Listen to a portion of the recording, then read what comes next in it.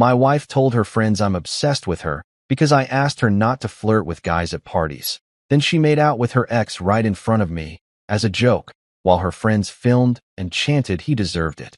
When I walked out, she posted stories dancing on random guys with captions like, "This is what happens when you try to control me," then showed up wasted at 3 a.m. saying, "Every girl cheats. At least I did it to your face."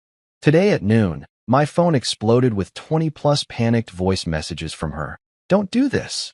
Please, answer me." You know that moment when your gut starts screaming at you, but your brain keeps telling it to shut the hell up? Yeah, that was me in September. My wife Marissa had perfected this neat little trick where every legitimate concern I had about our relationship magically transformed into comedy gold for her girlfriends. It was like watching a magician, except instead of pulling rabbits out of hats, she was pulling jokes out of my genuine worries about us. It started small, the way cancer does. I'd ask her not to flirt with random dudes at parties. You know, basic married person etiquette, and she'd tilt her head with this patronizing little smile. "Babe, you're being ridiculous," she'd say, like I'd just suggested we start keeping pet dinosaurs. Then came the phone calls to her inner circle, Tina, Grace, and Leah. The holy trinity of enabling bullshit. "Oh my God, girls, you won't believe what he said now." I'd hear her whisper into her phone, usually while I was in the next room trying to pretend I wasn't listening. "He thinks I was flirting with the bartender. Can you believe it? I literally just said thank you when the guy complimented my dress." Right. Because accepting compliments from strange men while batting your eyelashes is totally normal married behavior. But what do I know? I'm just the obsessed husband, apparently. The whispers started following me everywhere. At dinner parties, I'd catch snippets of conversation that would make my stomach drop. "Clingy much?"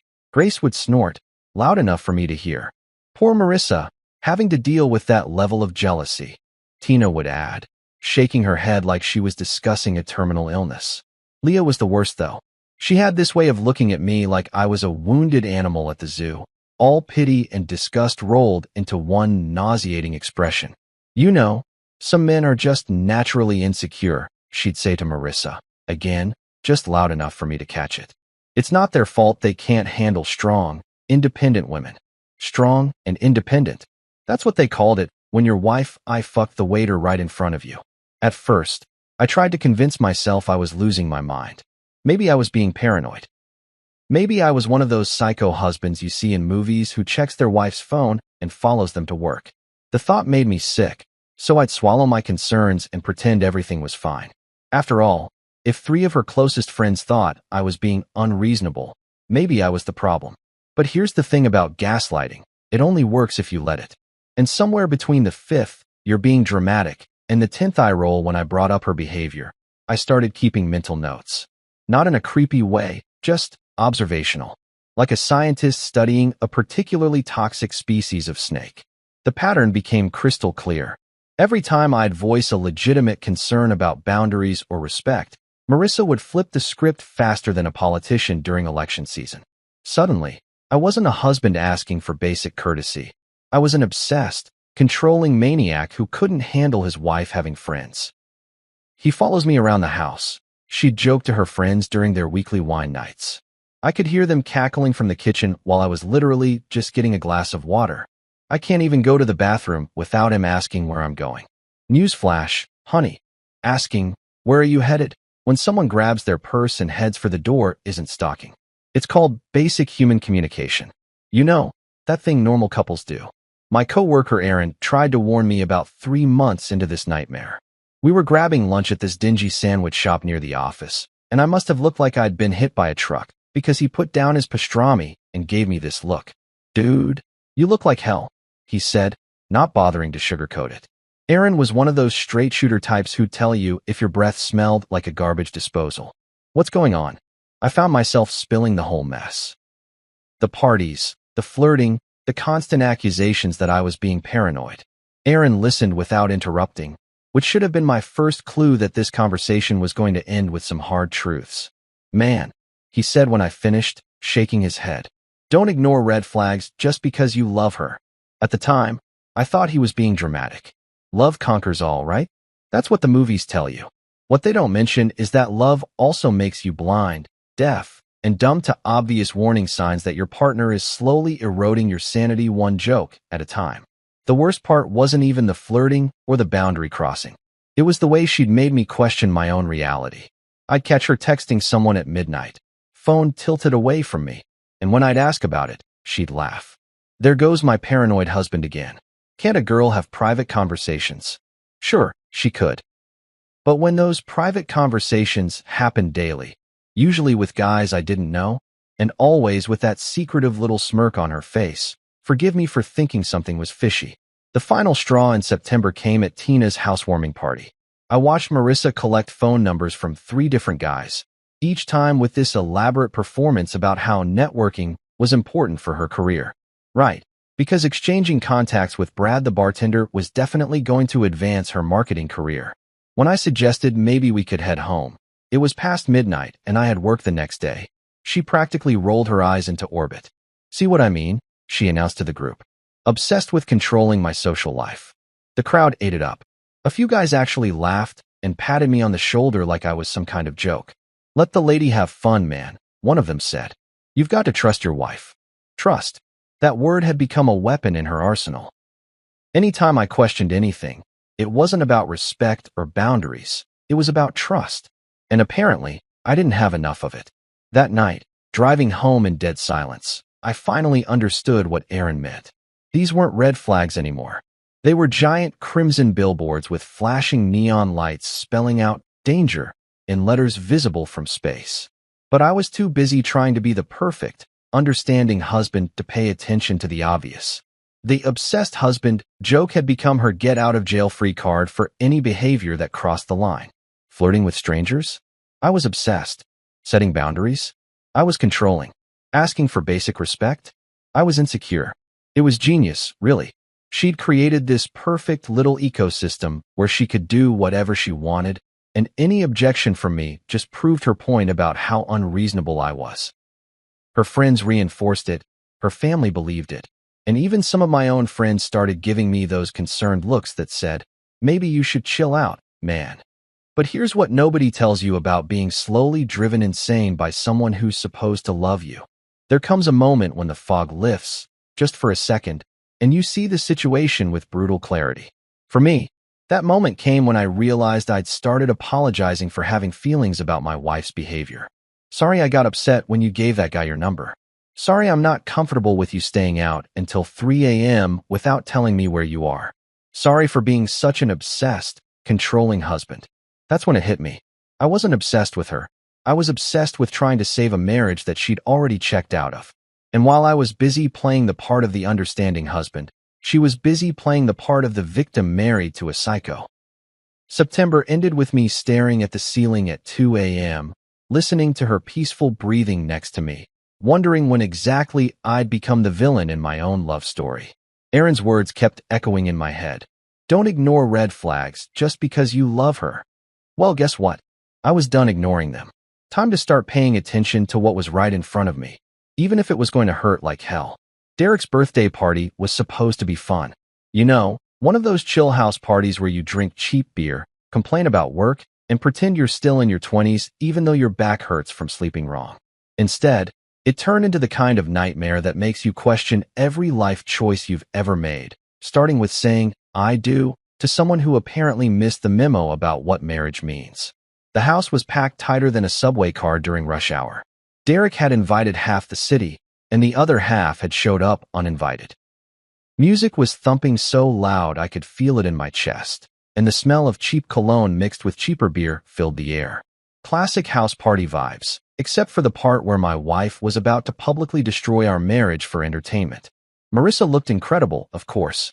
She'd spent 2 hours getting ready, which should have been my first warning sign since Derek's idea of formal attire was a clean t-shirt.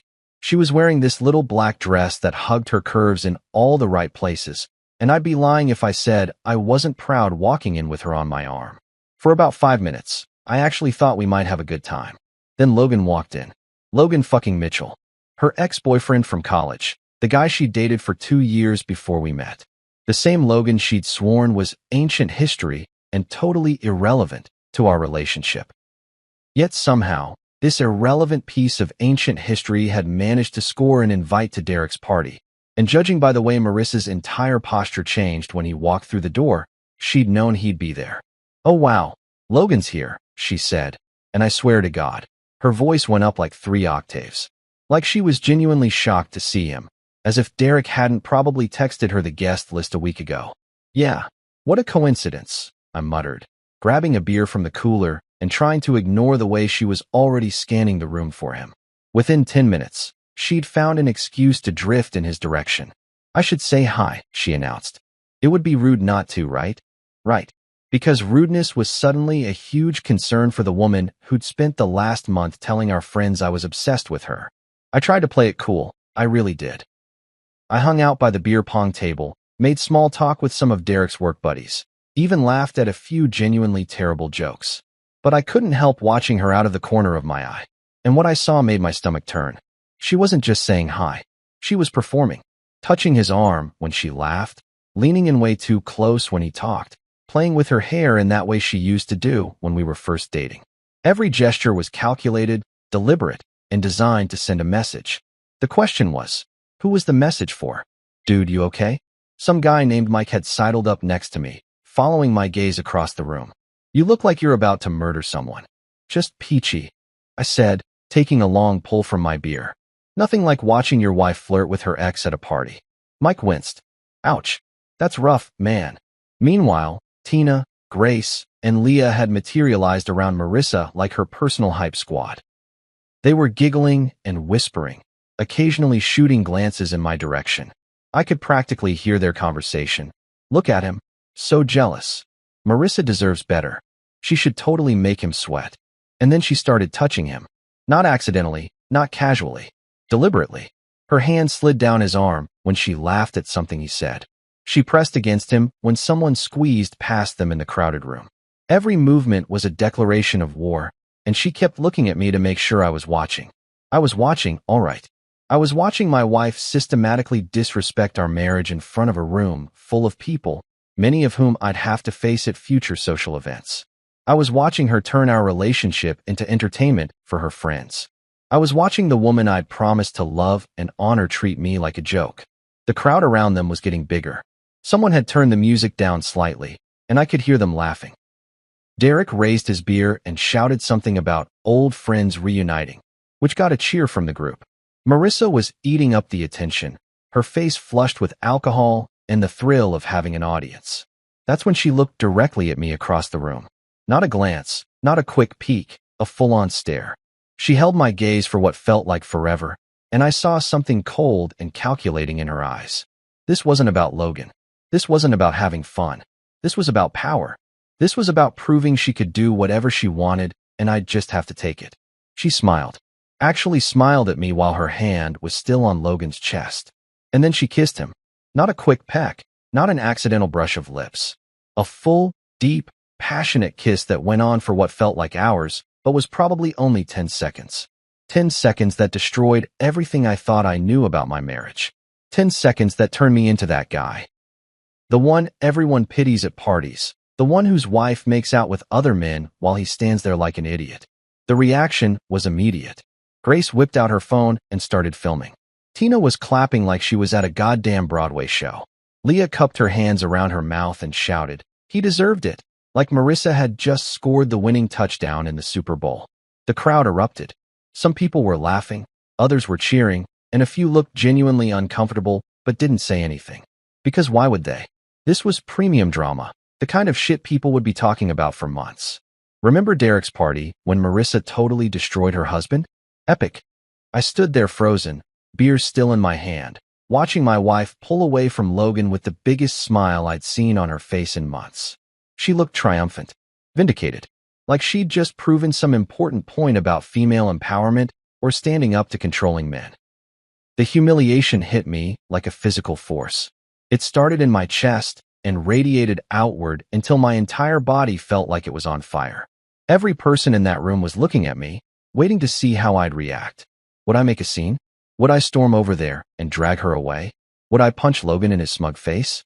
Instead, I did something that surprised even me. I set down my beer, walked to the front door, and left. No dramatic exit speech, no confrontation, no begging. I just left. The walk to my car felt like a death march. Each step was heavier than the last, and I could hear the party continuing behind me like nothing had happened. Like my marriage hadn't just been publicly executed for everyone's entertainment. By the time I reached the parking lot, my phone was already buzzing. Text after text, all from Marissa. Where did you go? Don't be dramatic. Come back inside. You're embarrassing me.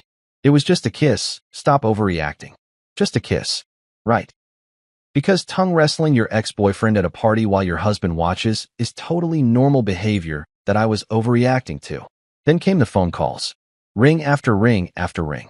I let them all go to voicemail while I sat in my car, staring at the house where my wife was probably explaining to everyone how I was too insecure to handle her friendship with Logan. The final text came 20 minutes later. Fine. Be childish. But don't expect me to apologize for living my life. Living her life. That's what she called making out with her ex-boyfriend in front of a room full of people. Living her best life, I guess. I drove home in complete silence, my mind replaying the entire scene on an endless loop. The way she'd looked at me before she kissed him. The sound of her friends cheering. The feeling of standing there like a complete fool while my wife publicly humiliated me. But the worst part? The absolute worst fucking part was knowing that when I got home and tried to explain how I felt, she'd find a way to make it my fault. She'd tell me I was being dramatic, that I was reading too much into things, that I was the one with the problem for not being cool with my wife kissing other men. And her friends would back her up, because that's what they did. They enabled her worst behavior and painted me as the villain for not being okay with it. As I pulled into our driveway, I realized Aaron had been right about the red flags. They weren't subtle hints or minor concerns anymore.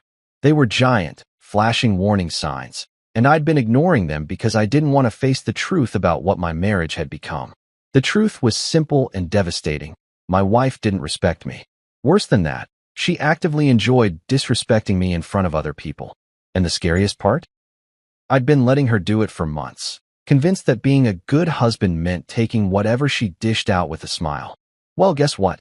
The smile was officially gone. You'd think humiliating your husband in front of 30 people would be enough for one night. But apparently Marissa was just getting warmed up. Because while I was sitting at home, staring at the ceiling and wondering what the hell had happened to my marriage, she was busy documenting her liberation for the entire internet to see. The first Instagram story notification hit my phone around 11 p.m. I almost ignored it. Honestly, I was emotionally drained and just wanted to pretend the whole night hadn't happened. But curiosity is a bitch, and masochism runs deep, so I opened it. There she was, dancing with some random guy I'd never seen before. Not just dancing, grinding. His hands were on her waist, she was pressed up against him, and the caption read, "Finally dancing with someone who knows how to have fun. Woman dancing sparkles." The dig was subtle but crystal clear. Someone who knows how to have fun, as opposed to her uptight, obsessed husband who couldn't handle watching his wife make out with her ex. I screenshot it before it disappeared, my hands actually shaking. Not from anger. Well, not just anger, but from this sick combination of betrayal and disbelief. This was my wife. The woman who'd promised to love and cherish me. The woman who, just 6 hours ago, had kissed me goodbye and told me she loved me before we left for the party. Story number 2 dropped 15 minutes later. Another guy, another dance, another caption designed to twist the knife. This is what happens when you try to control me. Face with rolling eyes. Control her. Right. Because asking your spouse not to tongue wrestle their ex at parties is basically domestic tyranny. By midnight, she'd posted 7 stories. 7. Each one more deliberately hurtful than the last. There was one of her doing shots with a group of guys I didn't recognize, captioned, "New friends who don't come with baggage." Another showed her on some dude's lap during what looked like a game of truth or dare, with the caption, "Freedom feels so good." But the 8th story, that was the one that made me want to put my fist through the wall. It was a video of her making out with not one, but 2 different guys at the party. The caption read, "Single life hits different kiss mark," and she'd tagged Tina, Grace, and Leah in every single fucking story. Single life. We were still married. I was sitting in our house, looking at our wedding photos on the mantle, and she was telling the internet she was single. My phone buzzed with notifications. Comments, likes, heart eye emojis from her friends. YSSS Queen, from Grace. Get it, girl, from Tina. About time, from Leah. Even people I barely knew were commenting. Egging her on like this was some kind of empowerment moment instead of a married woman publicly destroying her husband. I kept screenshotting everything, partly for evidence and partly because I couldn't believe what I was seeing. Each story felt like a punch to the gut, but I couldn't stop watching. It was like passing a car accident, horrifying but impossible to look away from. Around 1 a.m., she posted what I thought would be the final story. A group selfie with about 6 guys, everyone holding drinks, everyone laughing. The caption, "Why settle for one when you can have them all?" Smiling face with horns. That one made me physically nauseous. I actually had to put my phone down and take deep breaths to keep from throwing up. This wasn't just disrespect anymore. This was cruelty. This was my wife, the person who was supposed to have my back, publicly humiliating me for sport. But wait, there's more. Because at 2:30 a.m., like some kind of sadistic infomercial, she dropped the grand finale. A video of her slow dancing with Logan, her head on his shoulder, looking more content than I'd seen her look with me in months. The caption was simple: "Some people just get you."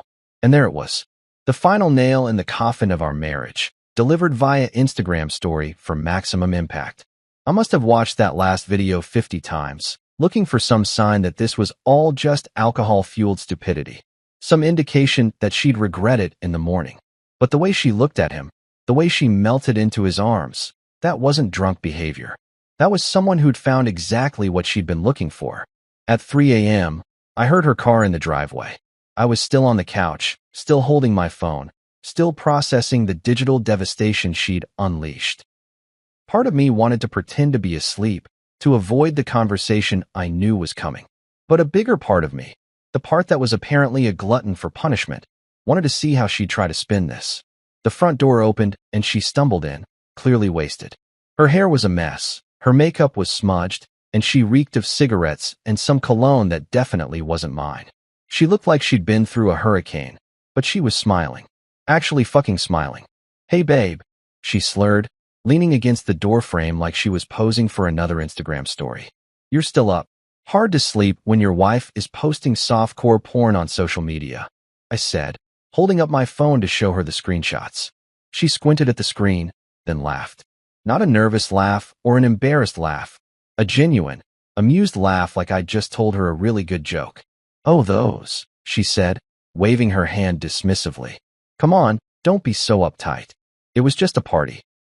Just a party. Right. And the Titanic was just a boat ride. "You made out with Logan," I said, my voice eerily calm considering the rage building in my chest. "On camera. And posted it online." She shrugged, actually fucking shrugged, and kicked off her heels. "So? We're not together anymore. It's not like it means anything. We're married, Marissa." "Yeah. And you left me at the party like a child," she shot back, her tone shifting from drunk and playful to sharp and defensive.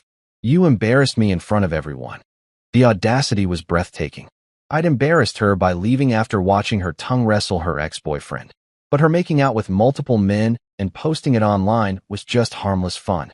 "You told the internet you were single," I continued, scrolling through the screenshots. "You literally captioned a video, 'Single life, hits different.'" She stumbled over to the couch and collapsed next to me, close enough that I could smell the alcohol on her breath mixed with that unfamiliar cologne. "Baby, you're being way too serious about this," she said, her voice taking on that patronizing tone I'd grown to hate. "It's just social media. Nobody takes that stuff seriously. Nobody except the hundreds of people who'd seen it, including our friends, family members, and coworkers who followed her account. Every girl cheats," she said suddenly, her voice matter-of-fact like she was discussing the weather. "At least I did it to your face." The words hit me like a physical blow. Every girl cheats. Like it was some universal truth, some biological imperative that I was too naive to understand. And she was proud of her honesty, proud that she'd humiliated me publicly instead of doing it behind my back. "That's what makes me a good wife," she continued, leaning her head back against the couch cushion. "I don't sneak around. I don't lie. I show you exactly who I am." She was right about that last part. She was showing me exactly who she was. Someone who thought marriage vows were suggestions, someone who believed respect was optional, someone who got off on causing me pain. You're drunk, I said, standing up and putting distance between us. We'll talk about this tomorrow. No, we won't, she said, her eyes still closed but her voice sharp. Because tomorrow you'll apologize for being dramatic, and I'll forgive you for embarrassing me at Derek's party, and we'll go back to normal. That's how this works. That's how this works. Like our marriage was some kind of scripted drama where I played the apologetic husband and she played the misunderstood wife. Like my feelings were just props in her performance. She struggled to her feet, swaying slightly. You know what your problem is? She said, pointing a manicured finger at my chest. You take everything so seriously. It was just kissing. It was just dancing. It was just having fun. You act like I committed murder. Just kissing. Just dancing. Just having fun. Just destroying our marriage one Instagram story at a time. I'm going to bed, I said, heading toward the stairs. Good, she called after me.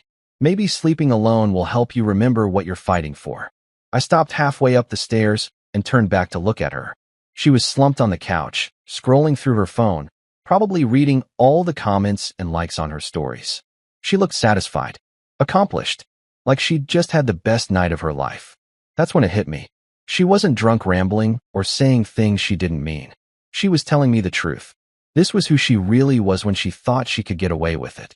This was my wife without the mask. Every girl cheats. The words echoed in my head as I lay in our bed alone, staring at the ceiling. She hadn't just kissed Logan. She'd kissed multiple guys, danced with strangers, and broadcast it all like it was some kind of victory lap. And in her mind, I was the problem for not being okay with it. I grabbed my phone and looked at the stories one more time before they expired. Each one was a little piece of our marriage dying in real time, documented and celebrated for posterity. Tomorrow, they'd be gone from her profile, but the screenshots would remain. Evidence of the night my wife showed me exactly how little our marriage meant to her. The worst part wasn't even the cheating or the public humiliation. It was the realization that this had been building for months, maybe longer. All those times she'd called me obsessed or controlling, all those whispered conversations with her friends. This was what she'd been working toward. The freedom to do whatever she wanted without consequences. Well, congratulations, Marissa. Mission fucking accomplished. You know what's funny about hitting rock bottom? The view is actually pretty clear from down there. All the bullshit that seemed complicated before suddenly becomes simple. All the excuses you made for someone's behavior stop making sense. And all the power they thought they had over you just evaporates. That's where I found myself Saturday morning, sitting at my kitchen table with a cup of coffee that had gone cold an hour ago, staring at my phone like it was a loaded weapon. For months, maybe years, I'd been playing Marissa's game by her rules. Every time she crossed a line, I'd react exactly how she expected. I'd get upset, we'd fight. I'd eventually apologize for being too sensitive, and she'd graciously forgive me for having feelings. Well, fuck that game. Time to change the rules. I turned my phone off. Not on silent. Not on do not disturb. Completely off. The sudden quiet was almost jarring after months of constant notifications, calls, and text battles. For the first time in forever, I could actually hear myself think without Marissa's voice drowning out my own thoughts. The plan was simple, complete radio silence. No calls, no texts, no social media interactions, nothing. If Marissa wanted to act single, I'd let her experience what being single actually felt like. No husband to blame for her problems, no emotional punching bag to absorb her drama, no guaranteed audience for her victim performance. I tried everything else: reasoning, fighting, compromise, therapy suggestions. None of it worked because you can't reason with someone who doesn't want to be reasonable. You can't fix someone who doesn't think they're broken. But you can remove yourself from the equation entirely. Sunday came and went in blissful silence.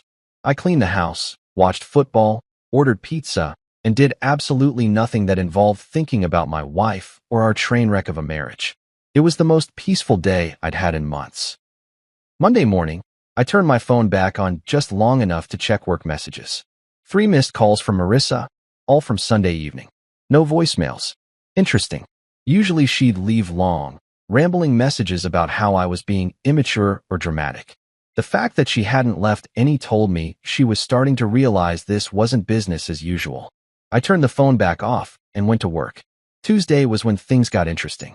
I could practically feel her confusion through the walls of our house as I got ready for work. She was awake. I could hear her moving around in the bedroom, but I didn't acknowledge her. Didn't say good morning, didn't ask about her hangover, didn't even look in her direction. I grabbed my coffee, my keys, and left like she was a piece of furniture. When I got to work, Aaron took one look at me and grinned. "You look different," he said. "Less like someone's been slowly murdering your soul." "Funny you should mention that," I said, settling into my desk chair with my first genuine smile in weeks. I think my soul might actually be growing back. By lunch, my phone, which I'd turned on to check work emails, showed 17 missed calls from Marissa. 17. That was more calls than she'd made to me in the previous month combined. Still no voicemails, but the text had started. "Why aren't you answering your phone? This is ridiculous. You're being childish. We need to talk like adults. Call me back now." Each text was progressively more desperate, and I could practically see her panic growing with every unanswered message. For the first time in our relationship, I wasn't dancing to her tune, and she had no idea how to handle it. I deleted the texts without responding and turned the phone back off. Wednesday brought escalation. 23 missed calls. The texts had evolved from demanding to pleading. "Baby, please call me back. I know you're upset, but this silent treatment isn't solving anything. Can we please just talk? I miss you." Miss me? She missed having someone to blame for her problems. She missed having a guaranteed audience for her drama. She missed the power she'd held over me for months. But she didn't miss me. If she'd missed me, she wouldn't have spent Saturday night making out with half the party while posting it online for everyone to see. Thursday was my personal favorite. 31 missed calls and a text marathon that would have impressed a teenager. This is insane. You can't just ignore me forever. I was drunk. People do stupid things when they're drunk. Why are you being so dramatic about one stupid kiss? Logan means nothing to me. You're my husband. Act like it. Fine. Be a baby. See if I care. Wait, I didn't mean that. Please just call me. I'm sorry you got upset. That last one was my favorite. She was sorry I got upset. Not sorry for what she did. Not sorry for humiliating me. Not sorry for posting it online. Sorry that I had the audacity to have feelings about watching my wife cheat on me in public. Classic Marissa. Even her apologies were about my reactions, not her actions. Friday afternoon, my sister Clara called me at work. "What the hell is going on with you and Marissa?" she asked without preamble. She called Mom crying about how you're giving her the silent treatment over nothing. There it was. When the direct approach failed, Marissa had moved to phase 2. Recruit family members to guilt me into submission. She kissed her ex-boyfriend at a party and posted videos of herself making out with random guys on Instagram. I said calmly, "How exactly is that nothing?" Silence on the other end of the line. Then, "Jesus Christ. Are you serious?" "Dead serious. And she's calling it nothing?" Apparently, I'm being dramatic and controlling for not being thrilled about it. Clara let out a long breath. "You know, I never really liked her," she said. "But I figured that was just protective sister stuff. Now I'm thinking my instincts were spot on. It was funny how other people could see what I'd been blind to for months." Clara had always been polite to Marissa, but never warm, never enthusiastic about our relationship. I'd chalked it up to typical sister-in-law dynamics, but maybe she'd been seeing red flags I'd been too love-drunk to notice. "She doesn't fear losing you because you've never let her," Clara continued. "Every time she pulls this crap, you chase after her, apologize, try to fix things. She's learned that no matter how badly she treats you, you'll always come crawling back." The truth hurt, but it was the kind of pain that clarifies things. Like setting a broken bone, agonizing but necessary. "So what are you going to do?" she asked. "Nothing," I said. "Absolutely nothing." And that's exactly what I did. Nothing. No calls, no texts, no attempts at reconciliation. I went to work, came home, made dinner for one, and lived my life like I was actually single instead of just pretending to be on social media. The missed calls kept coming, sometimes 20 a day. The texts grew increasingly frantic, cycling between anger and desperation like she was stuck in some kind of emotional washing machine. She'd go from, "You're being ridiculous," to "Please don't give up on us," within the span of an hour. By the following Tuesday, something had shifted. The texts weren't coming in angry bursts anymore. They were scattered throughout the day, each one more vulnerable than the last. "I can't eat. I can't sleep. Please just tell me you still love me. I don't understand what's happening." That last one almost made me laugh. She didn't understand what was happening? For the first time in our relationship, I wasn't absorbing her bad behavior and apologizing for my reactions. For the first time, there were actual consequences for treating me like garbage. Of course, she didn't understand. This had never happened before. The really beautiful part was watching her scramble to regain control. She tried everything, sending her friends to text me, blocked, having her mom call, ignored, even showing up at places she thought I might be. But I was a ghost, completely unavailable for her usual manipulation tactics. My silence had become a mirror, reflecting her behavior back at her without my usual cushioning of explanations and forgiveness. And she didn't like what she saw. For years, I'd been her emotional shock absorber, soaking up all the impact of her selfish choices so she never had to feel the consequences. Every time she crossed a line, I'd been there to minimize the damage, make excuses, smooth things over. I'd trained her to believe that no matter what she did, I'd always be there to clean up the mess. Well, surprise. The cleanup crew had gone on strike indefinitely. Friday rolled around like a ticking time bomb, and I should have known Marissa wouldn't go quietly into that good night of being ignored. See, the thing about people who are used to getting their way is that when you stop playing their game, they don't just accept defeat, they escalate. They bring out the big guns. And in Marissa's case, the big guns apparently meant staging a public intervention at my workplace like some kind of deranged relationship terrorist. I was in the middle of reviewing quarterly reports when Aaron appeared at my cubicle looking like he'd just witnessed a car accident. His face was this perfect mixture of concern and barely contained amusement, which immediately put me on high alert. "Dude," he said, glancing around to make sure nobody else was listening. "Some lady's in the lobby making a scene. Security's trying to calm her down, but she's demanding to see you. Says she's your wife." My stomach dropped straight through the floor and into the building's foundation. Blonde, about 5'6", looks like she could murder someone with her eyeballs. "That's the one," Aaron confirmed.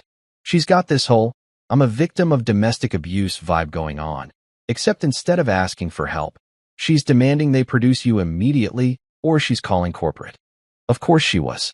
Because when emotional manipulation fails, the next logical step is professional sabotage. I could practically picture her in the lobby, probably wearing something calculated to make her look vulnerable yet determined, telling everyone who'd listen about her poor husband who'd been acting strangely lately. "Want me to tell security you're not available?" Aaron offered. The temptation was real. I could hide in the office until she got tired and left, avoid the whole confrontation, and maintain my silent strategy. But something in me, maybe pride, maybe stupidity, maybe just exhaustion from running away, decided it was time to face the music. "No," I said, standing up and straightening my tie. "If she wants a showdown, she can have one." The elevator ride down to the lobby felt like descending into hell, except hell probably had better mood lighting. When the doors opened, I could hear her before I could see her, that particular pitch of indignation that meant she was in full performance mode. There she was, center stage in our building's lobby, surrounded by confused security guards and a growing audience of my coworkers who'd come down for their lunch break. She'd chosen her outfit carefully, a simple dress that screamed, responsible wife, minimal makeup to emphasize her distress, and body language that suggested she was barely holding herself together. The performance was masterful, really. She should have gone into theater. The second she spotted me, her entire demeanor shifted. The frantic energy evaporated, replaced by this calculated vulnerability that made my skin crawl. She approached me like I was a wild animal that might bolt at any second. "There you are," she said, her voice loud enough for everyone to hear, but soft enough to sound concerned rather than accusatory. "I've been so worried about you." Worried, right. She'd been worried about losing control of the narrative, not worried about my well-being. "Marissa," I said evenly, very aware that half my office was now watching this unfold like it was better than cable TV. "What are you doing here?" "We need to talk," she said, stepping closer and lowering her voice to an intimate whisper that somehow managed to carry across the entire lobby. Like adults. This silent treatment is killing me. The audacity was breathtaking.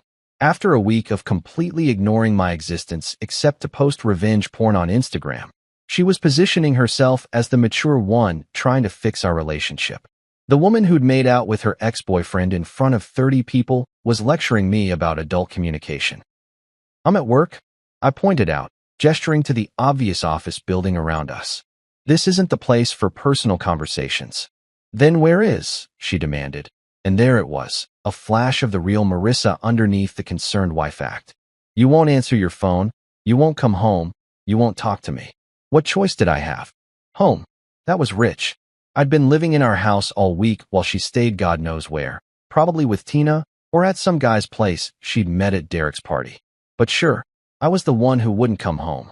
My coworkers were pretending to mind their own business, but I could feel their attention like heat lamps. Sarah from accounting was openly staring while pretending to check her phone. Mike from IT had suddenly developed a fascination with the lobby's architectural details. Even building security looked invested in how this drama would unfold. You want to talk like adults? I said, matching her volume so everyone could hear. Fine. Let's talk about Saturday night. Her face went pale. This wasn't part of her script. She'd come here expecting to paint me as the unreasonable husband who was punishing his innocent wife for no reason. She hadn't counted on me being willing to air our dirty laundry in front of my colleagues. We don't need to, she stammered, glancing around nervously at our growing audience. No, let's do this. I continued, my voice getting stronger. Let's talk about how you made out with your ex-boyfriend at a party. Let's talk about the Instagram stories where you grinded on random guys and told the internet you were single. Let's talk about coming home at 3 a.m. telling me every girl cheats, and I should be grateful you did it to my face. The lobby had gone dead silent. Even the security guards had stopped pretending they weren't listening. Marissa's carefully constructed victim narrative was crumbling in real time, and she knew it. You're embarrassing me, she hissed, but her voice cracked on the last word. I'm embarrassing you? I let out a laugh that came out harsher than I intended. Lady, you embarrassed yourself. I'm just providing context. She tried to recover, switching tactics like a politician caught in a scandal. I was drunk, she said, her voice taking on that pleading tone she used when she wanted sympathy. People do stupid things when they're drunk. You know I didn't mean any of it. Which part didn't you mean? I asked. The kissing? The dancing? The part where you told me every girl cheats? Or the part where you called our marriage a joke on social media? Her mouth opened and closed like a fish gasping for air. She'd never had to defend her behavior in front of an audience before. Usually, our fights happened in private where she could manipulate the narrative and make me feel crazy for having reasonable expectations. We can fix this, she said desperately, reaching for my arm. We just need to communicate better. I know we can work through this if you just... No, I said, stepping back so she couldn't touch me. We're done. The words came out clearer and stronger than I'd expected. For months, I'd been afraid to say them, terrified of what my life would look like without her. But standing there in that lobby, surrounded by witnesses, I realized the life I'd been trying to save wasn't worth saving. Her face went through about 6 different emotions in rapid succession: shock, anger, disbelief, panic, and finally, desperation. You don't mean that, she said, but her voice was barely above a whisper now. I mean every word of it, I said. I'm done being your emotional punching bag. I'm done making excuses for your behavior. I'm done pretending that what you did was normal or acceptable or forgivable. The lobby was so quiet you could have heard a pin drop. Everyone was frozen, like they were afraid any movement would break the spell and interrupt the best drama they'd seen all year. But I love you, Marissa said, and for a split second, she almost sounded sincere. Almost. No, you don't, I replied. You love having someone to blame for your problems. You love having a husband you can disrespect without consequences. You love the safety net I provided while you acted single. But you don't love me. She started crying then. Real tears, not the calculated ones she usually deployed during arguments. But even as the waterworks started, I could see her scanning the crowd, calculating how this breakdown would play with our audience. Everyone makes mistakes, she sobbed, playing to the room now. Marriage is about forgiveness, about working through problems together. You're right, I said. Marriage is about working through problems together. It's also about respect, loyalty, and not making out with your ex-boyfriend at parties. Funny how you forgot those parts. The tears were flowing freely now, and I could see a few people in the crowd starting to look sympathetic. Marissa had always been good at playing the victim when cornered, and crying beautiful women tend to get the benefit of the doubt from strangers. But I was done caring about optics. I was done protecting her reputation at the expense of my sanity. I made one mistake, she pleaded. One stupid, drunk mistake. Please don't throw away 3 years of marriage over one night. One mistake. She was still trying to minimize it, still trying to rewrite history to make herself look better. The Instagram stories, the grinding, the multiple make-out sessions, all condensed into one mistake, like she'd accidentally ordered the wrong coffee. It wasn't one mistake, I said firmly. It was months of disrespect building up to one public humiliation. The kissing was just the grand finale. I turned to walk away, and she grabbed my arm. Please, she whispered. Don't do this. Not here. Not like this. For a moment, I almost felt sorry for her. Almost. Then I remembered the triumphant smile on her face when she kissed Logan. I remembered her laughing as her friends filmed it. I remembered her telling me every girl cheats like it was some kind of universal truth I was too naive to understand. You did this, I said, gently but firmly removing her hand from my arm. Not here, not like this. You chose the when and where when you decided to destroy our marriage at a party. I'm just choosing not to pretend it didn't happen. And with that, I walked away. For the first time in our entire relationship, I walked away while she was still talking, while she was still crying, while she was still expecting me to cave and comfort her and apologize for my reaction to her betrayal. But I didn't look back. Not once. Saturday morning brought the kind of phone call that makes you want to throw your device into the nearest body of water. My phone buzzed at 8 a.m. sharp, because apparently destroying marriages is an early bird activity, and the caller ID showed Marissa's mom, Patricia. I should have let it go to voicemail, but curiosity killed the cat, and I was apparently the cat in this scenario. Hello, Patricia, I answered, already knowing this conversation was going to be about as pleasant as a root canal performed with rusty garden tools. Oh, honey, she started, her voice dripping with that fake sympathy that older women perfect after decades of meddling in other people's business. I heard about your little fight with Marissa. She's absolutely heartbroken. Little fight. Right. Because public adultery followed by social media humiliation was just a little fight between married couples. Like arguing over whose turn it was to take out the trash. Patricia, I don't think Marissa gave you the full story, I said, trying to keep my voice calm even though I wanted to scream into the phone. She told me everything. Patricia interrupted, her tone shifting from sympathetic to defensive faster than a NASCAR driver changing lanes. She said you got jealous over her talking to an old friend, and now you're punishing her with this silent treatment. Honestly, I'm disappointed in you. Talking to an old friend. That's what we were calling tongue wrestling your ex-boyfriend now. The English language was truly a beautiful thing in the hands of someone determined to rewrite reality.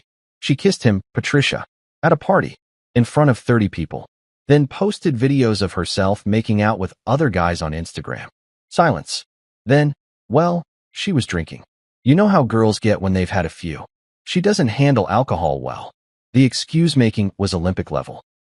Apparently, alcohol was a magical substance that temporarily erased marriage vows and common decency. Who knew? Drinking doesn't make you cheat, I said. It just removes the inhibition to do what you already wanted to do. Don't be so dramatic, Patricia snapped. Marriage is about forgiveness. It's about working through problems together, not running away at the first sign of trouble. First sign of trouble. Like I'd bailed after she left a dirty dish in the sink instead of after months of gaslighting followed by public adultery. She loves you. Patricia continued, really warming up to her speech now. She made a mistake, a silly, drunk mistake, and now you're throwing away 3 years of marriage over it. Don't you think that's a bit extreme? There it was again. The minimization, the blame shifting, the complete refusal to acknowledge what had actually happened. Marissa had learned these tactics somewhere, and now I knew where. The apple hadn't fallen far from the tree. It had barely rolled off the branch. I appreciate your concern. I lied through my teeth. But this is between Marissa and me. That poor girl is beside herself. Patricia pressed on, apparently immune to social cues about ending conversations. She can barely eat, can barely sleep. Is this really what you want? To hurt someone you claim to love? Poor girl. The poor girl who'd spent last Saturday grinding on strangers and broadcasting it to the world. My heart was absolutely breaking for her. I hung up. Within an hour, my own phone rang again. This time it was my mother, Elaine, and the fury in her voice was immediately apparent. What the hell is wrong with you? She started without preamble. Patricia Williams just called me crying about how you're treating Marissa. She says you're being cruel and vindictive over some silly party incident. Oh, perfect. The mothers had formed an alliance. This was exactly what my Friday needed. A tag team guilt session from two women who'd gotten a completely fabricated version of events. Mom, let me explain what actually. No, you let me explain something, she interrupted, her voice hitting that particular frequency that meant she was in full lecture mode. Marriage isn't easy. It takes work, compromise, and forgiveness. You can't just throw it away because your wife had a few drinks and talked to an old friend. Talk to an old friend. Jesus Christ, the narrative was evolving faster than a virus. First it was talking, then it became being friendly, and apparently now it was just casual conversation with a former acquaintance. She didn't just talk to him, Mom. I don't want to hear excuses. Elaine cut me off. Patricia told me everything. Marissa was being social at a party. You got jealous, and now you're punishing her by refusing to communicate. That's not how marriage works. The irony was suffocating. My mother was lecturing me about how marriage works based on information from the woman whose daughter had just publicly cheated on me. It was like getting relationship advice from someone whose primary source was a pathological liar. You need to apologize, she continued, really hitting her stride now. You need to go home, sit down with your wife, and work this out like adults. This silent treatment nonsense is childish and cruel. I could hear my father in the background asking what was going on. More voices joining the conversation. Apparently, this had turned into a family conference call about my failing marriage. Perfect. Nothing says healthy relationship dynamics, like having your parents gang up on you based on your cheating wife's victim narrative. She says you've been acting unstable lately, Mom added, and that word hit me like a slap. Patricia's worried about your mental state. Maybe you should talk to someone, get some help. Unstable. Now I was mentally ill for not wanting to be married to someone who treated our vows like suggestions. The gaslighting had reached professional levels. Not only was I wrong for being upset, I was literally crazy for having feelings about public infidelity. That's when something inside me finally snapped. Not in a violent way, but in a clarity way. Like fog lifting to reveal the landscape you've been stumbling through blind. Mom, I need to send you something, I said, putting the call on speaker and opening my phone's photo gallery. Give me your number. What? Just trust me. I think you need to see what really happened before you lecture me about forgiveness. I could hear her dictating her number to Dad, probably thinking I was about to send her some ridiculous evidence of my paranoia. Boy, was she in for a treat. I forwarded her the screenshots, all of them. The Instagram stories, the text messages, the whole digital record of Saturday night's festivities. Every caption, every video, every piece of evidence that proved Marissa's version of events was complete fiction. Look at your phone, I said. Silence. Then rustling sounds as she presumably opened the messages. Then a long, sharp intake of breath. Oh my God, she whispered. Keep scrolling, I said. There's more. More silence. More rustling. Then my father's voice in the background. What is it, Elaine? What's wrong? She posted videos of herself. Mom's voice trailed off like she couldn't quite process what she was seeing. Keep going, I said grimly. You haven't gotten to the good part yet. Another minute passed. I could hear my parents whispering to each other, their voices getting more upset with each screenshot. The caption says, "Single life hits different," Mom said finally, her voice hollow. She's dancing with 3 different men. Now do you understand why I'm not rushing to apologize? I asked. Jesus Christ. Dad's voice came through clearly now. Son, I'm sorry. We had no idea. Because she lied to you, I said. Just like she's been lying to me for months. Patricia called you with a completely made-up version of events, and you believed it because why wouldn't you? Who lies about something like this? Sociopaths, Aaron said from behind me. I hadn't heard him approach, but apparently he'd come down to check on me and caught the tail end of my family conference call. Sociopaths lie about stuff like this. Mom was quiet for a long moment. Then, honey, I owe you an enormous apology. Patricia painted a completely different picture. She said Marissa was being friendly and you got upset over nothing. She's been calling me unstable and vindictive, I said, telling everyone who'll listen that I'm mentally ill for not wanting my wife to cheat on me. That manipulative little, Dad started, then caught himself. I'm sorry, son. We should have listened to your side first. It's fine, I said, though it really wasn't. Now you know why I'm not answering her calls. Good, Mom said firmly. Don't answer them. That girl needs to face consequences for once in her life. The conversation ended with promises to support whatever decision I made and threats to give Patricia a piece of their mind the next time she called with Marissa's sob stories. Apparently, seeing actual evidence had a way of clarifying things that emotional manipulation couldn't overcome. I hung up feeling lighter than I had in weeks. For the first time since this nightmare began, I had people in my corner who understood what I was dealing with. People who'd seen the evidence and recognized it for what it was. Calculated cruelty disguised as drunken mistakes. Aaron clapped me on the shoulder. Man, that was brutal to watch, but you handled it perfectly. Thanks for having my back, I said. Always, he replied. Besides, now the whole office knows your wife's crazy. That should make the divorce proceedings interesting. Divorce. The word didn't scare me anymore. If anything, it sounded like freedom. You know what they say about cornered animals? They get vicious. Well, turns out cornered wives who've lost control of their narrative don't just get vicious. They go full psycho stalker mode. And let me tell you, having your own spouse transform into your personal nightmare is exactly as fun as it sounds. When Marissa realized that public humiliation and family manipulation weren't working, she decided to take her show on the road. Literally. The woman who'd spent months calling me obsessed had apparently decided to give me a masterclass in what actual obsession looked like. It started with the late-night text bombardments. I'm talking military-level psychological warfare through digital communication. One night, I'll never forget it because I actually counted. She sent me 29 text messages between 2 and 5 a.m. 29. That's roughly one every 6 minutes for 3 straight hours. The dedication was almost impressive if it wasn't so completely unhinged. The messages themselves were a roller coaster of emotion that would have given a therapist enough material for a doctoral thesis. She'd start sweet. Baby, I miss you so much. Please just talk to me. Then escalate to desperate. I can't eat. I can't sleep. I feel like I'm dying without you. Then spiral into rage. You're being a fucking child. This is ridiculous.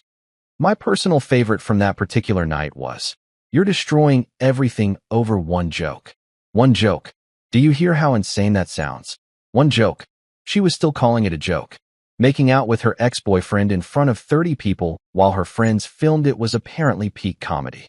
I should have been laughing instead of filing for divorce, according to Marissa's twisted logic.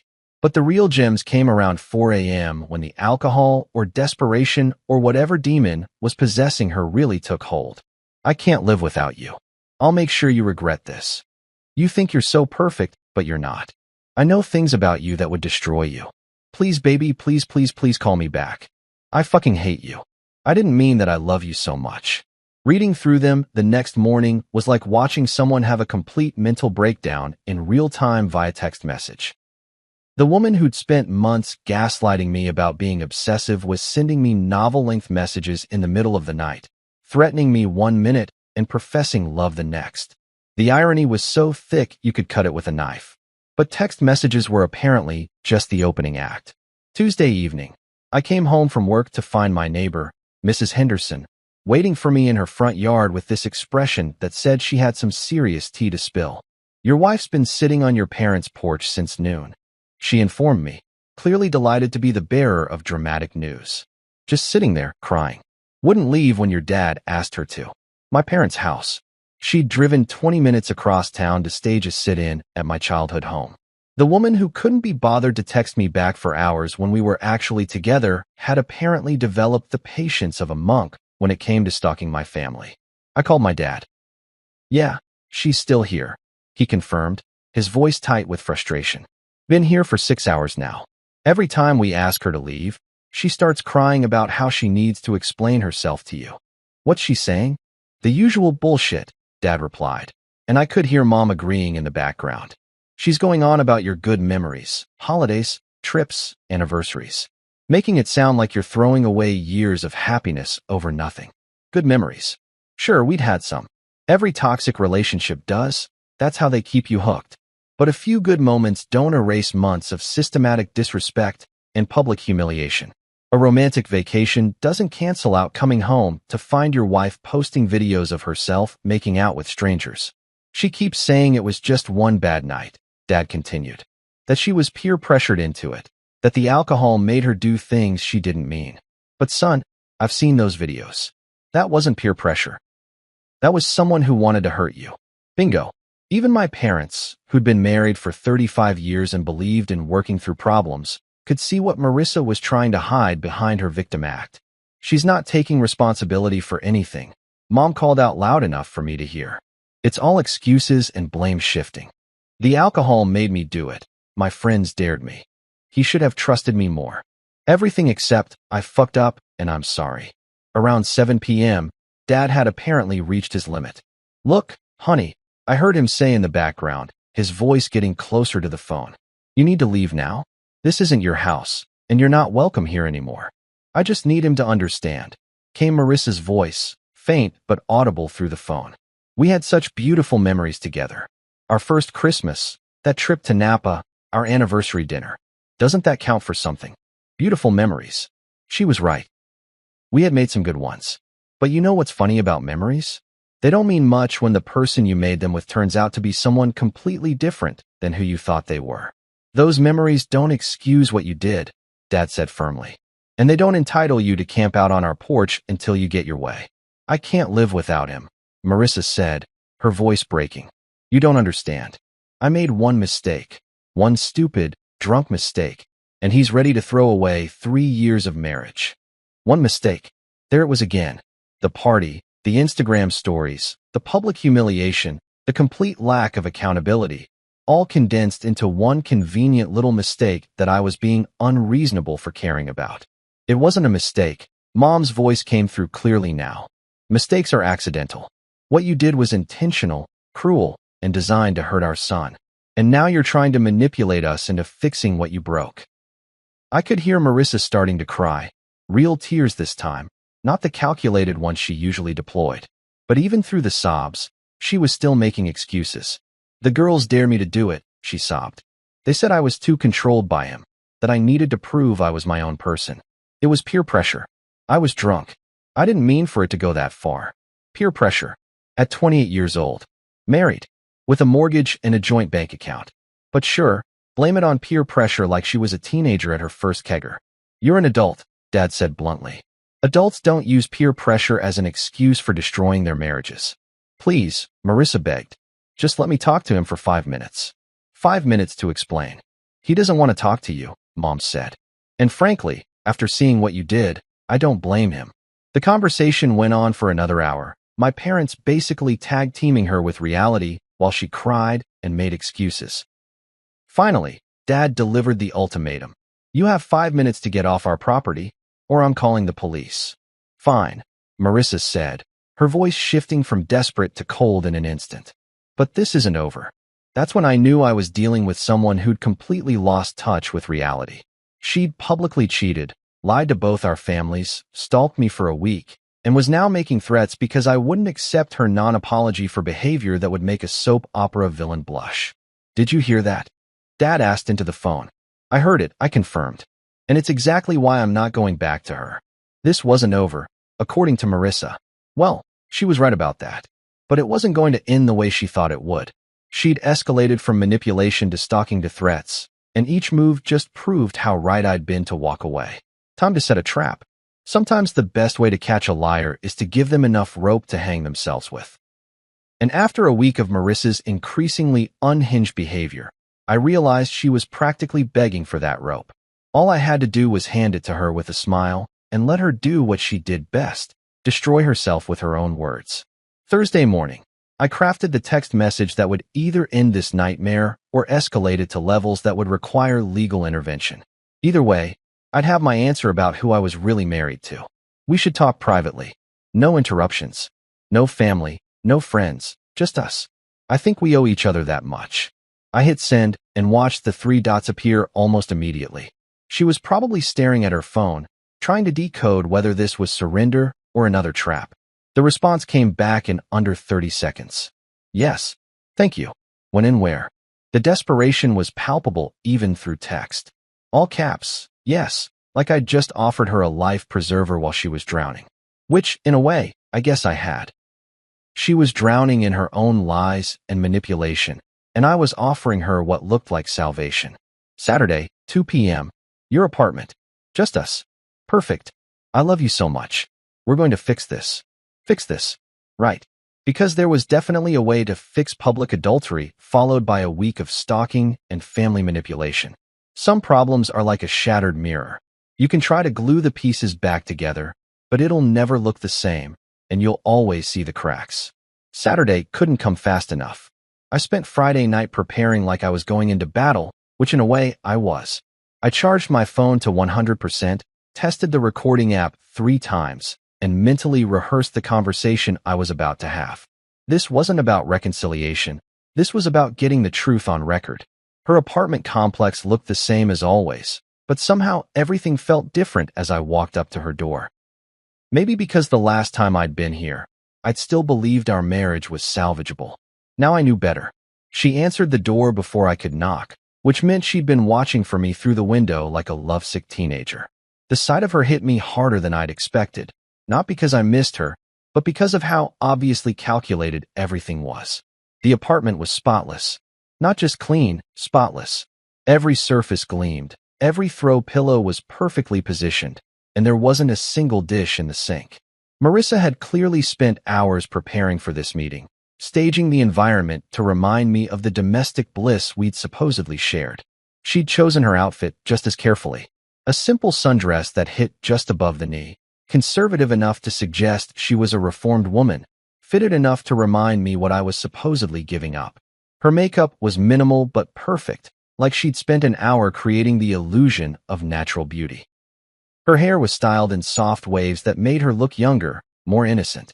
The whole scene screamed, loving wife waiting for her husband to come to his senses. It was masterful manipulation disguised as domestic normalcy. "You came," she said softly, stepping back to let me in. Her voice was gentle, vulnerable, completely different from the woman who'd threatened me on my parents' porch 3 days earlier. I said I would. I replied, slipping my phone into my jacket pocket with the recording app already running. "We need to talk." She'd prepared refreshments, my favorite beer, homemade cookies, even the good cheese and crackers she usually saved for company. Every detail was designed to remind me of what I was walking away from, to make me feel like an idiot for throwing away someone who clearly cared about making me comfortable. "Sit," she said, patting the couch beside her. "Please." I chose the chair across from her instead.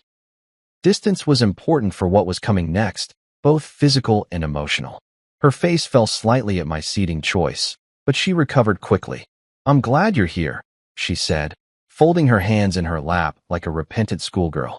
"I've had so much time to think this week, and I realize how badly I screwed up." Screwed up. Interesting word choice. Not betrayed our marriage or humiliated you publicly. Just screwed up, like she'd forgotten to pick up milk from the store. "Tell me about it," I said, settling back in the chair. "Help me understand what happened that night." She took a deep breath, and I could see her accessing her prepared speech. This was going to be good. "It was peer pressure," she began, her voice soft and ashamed. "I know that sounds stupid at our age, but you don't know how the girls can be. They've been saying for months that you're too controlling, that I don't have enough freedom." There it was. Even in her confession, she was blaming me. I was too controlling, which justified her friends pressuring her to cheat. Beautiful logic.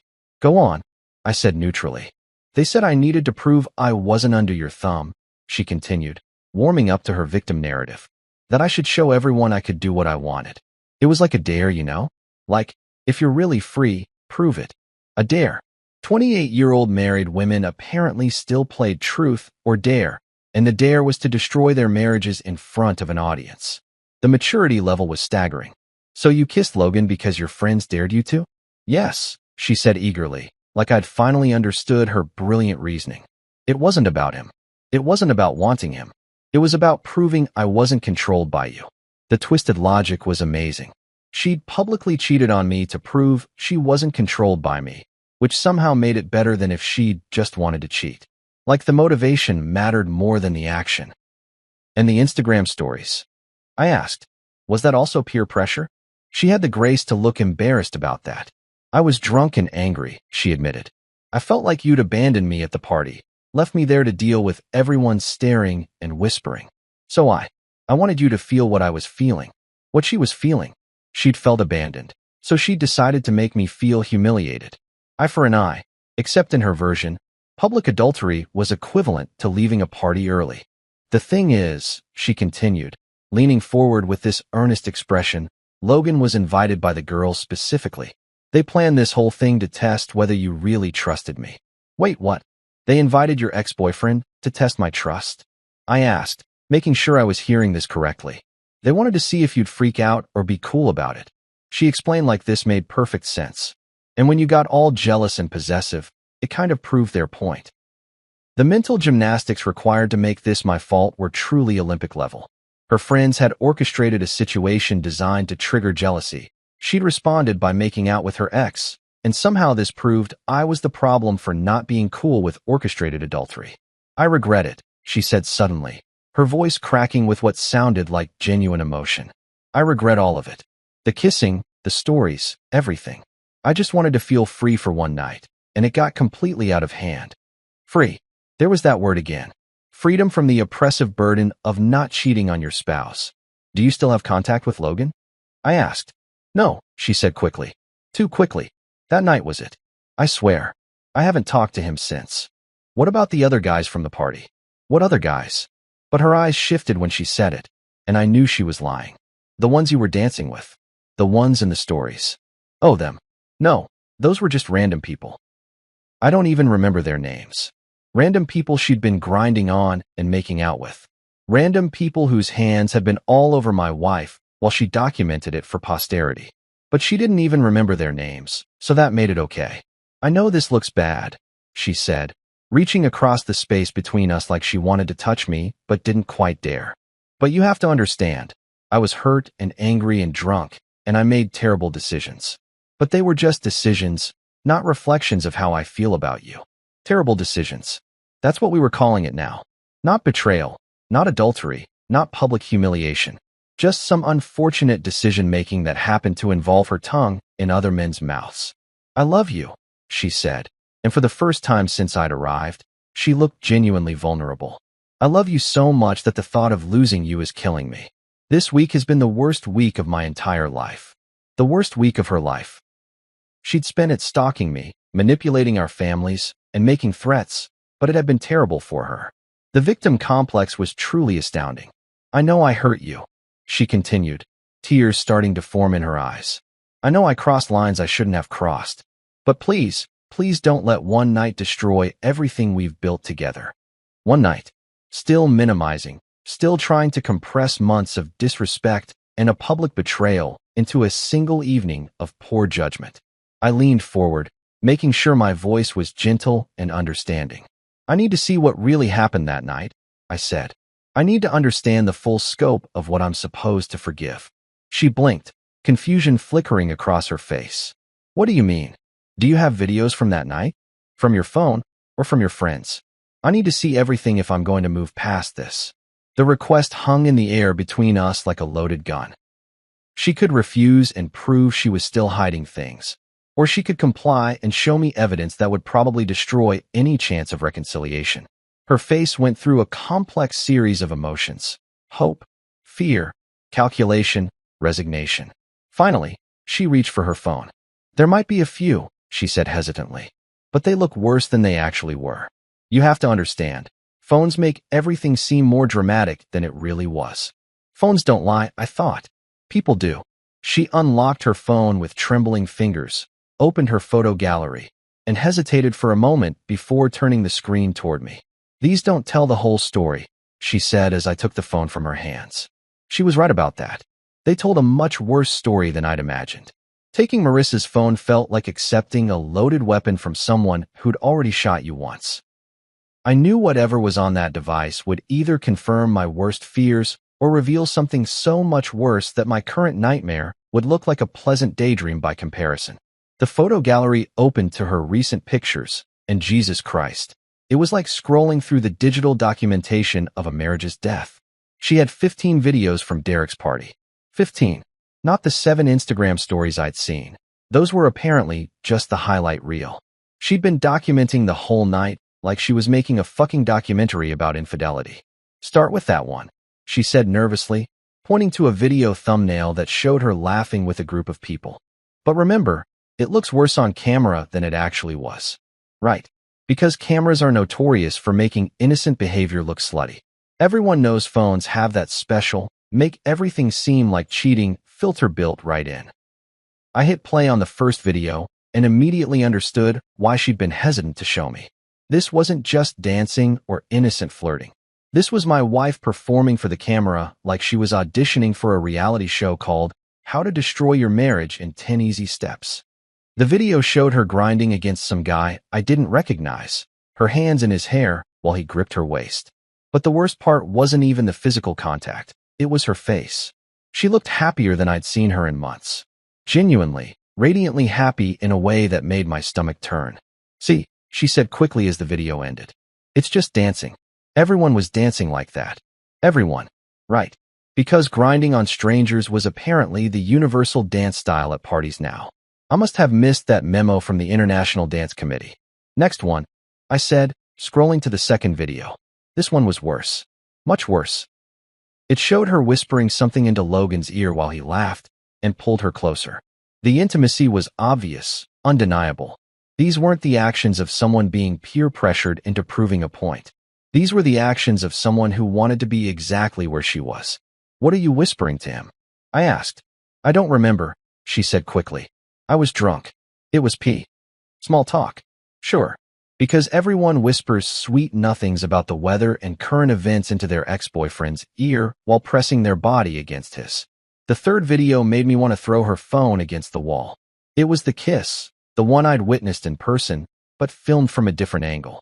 I could see her friends in the background, Grace holding up her own phone to record, Tina clapping and laughing. Leah cheering like this was the greatest moment in human history. But what I hadn't seen from across the room was Marissa's reaction after the kiss ended. She looked directly into Grace's camera and smiled. Not an embarrassed, oops I can't believe I just did that smile, but a triumphant, satisfied grin that said mission accomplished.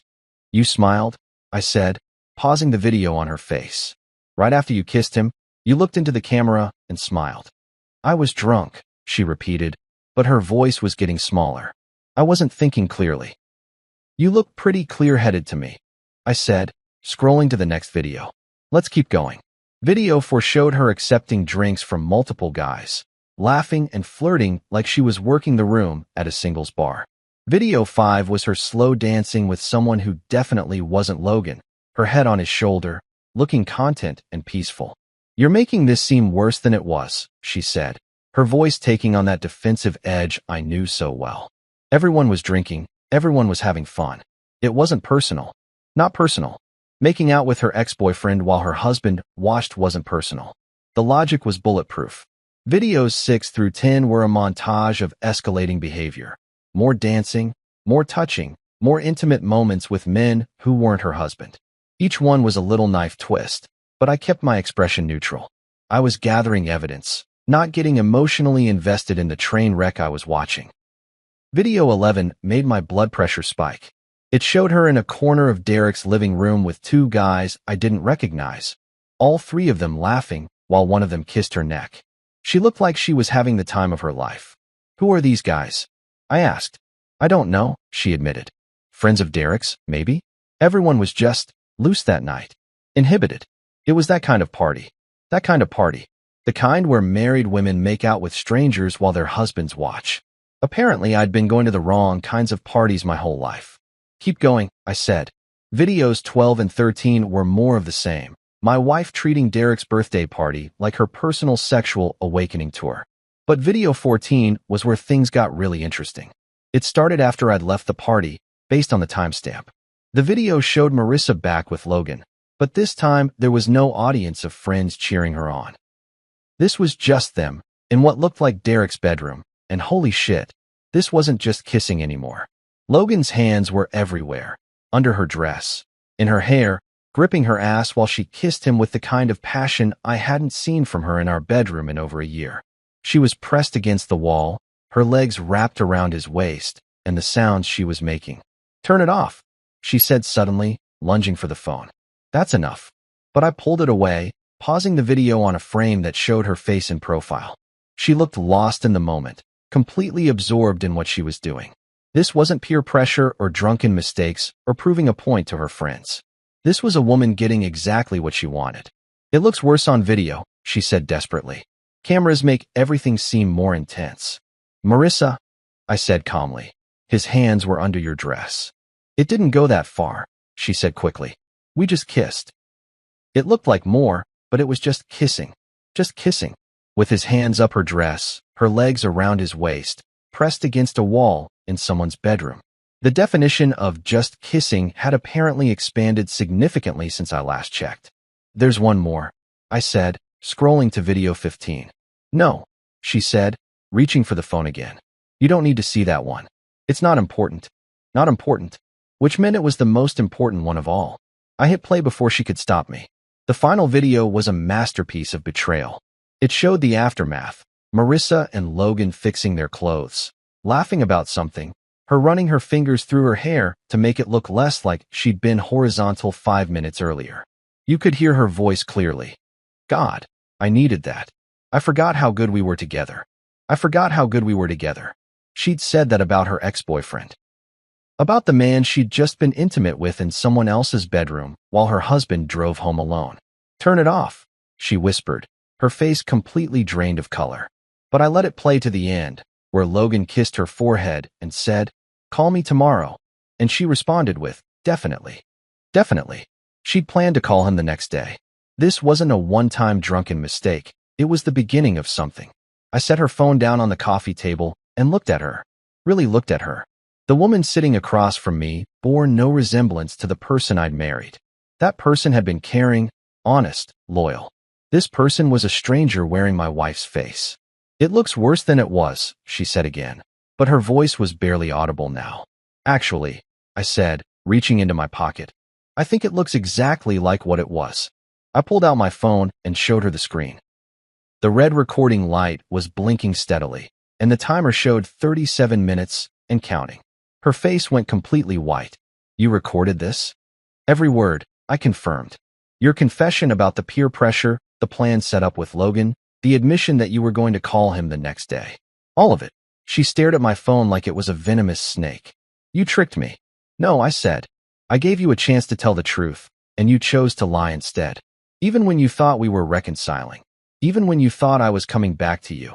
You still couldn't be honest about what happened. The tears started then. Real ones this time. Not the calculated crying she'd been using all week.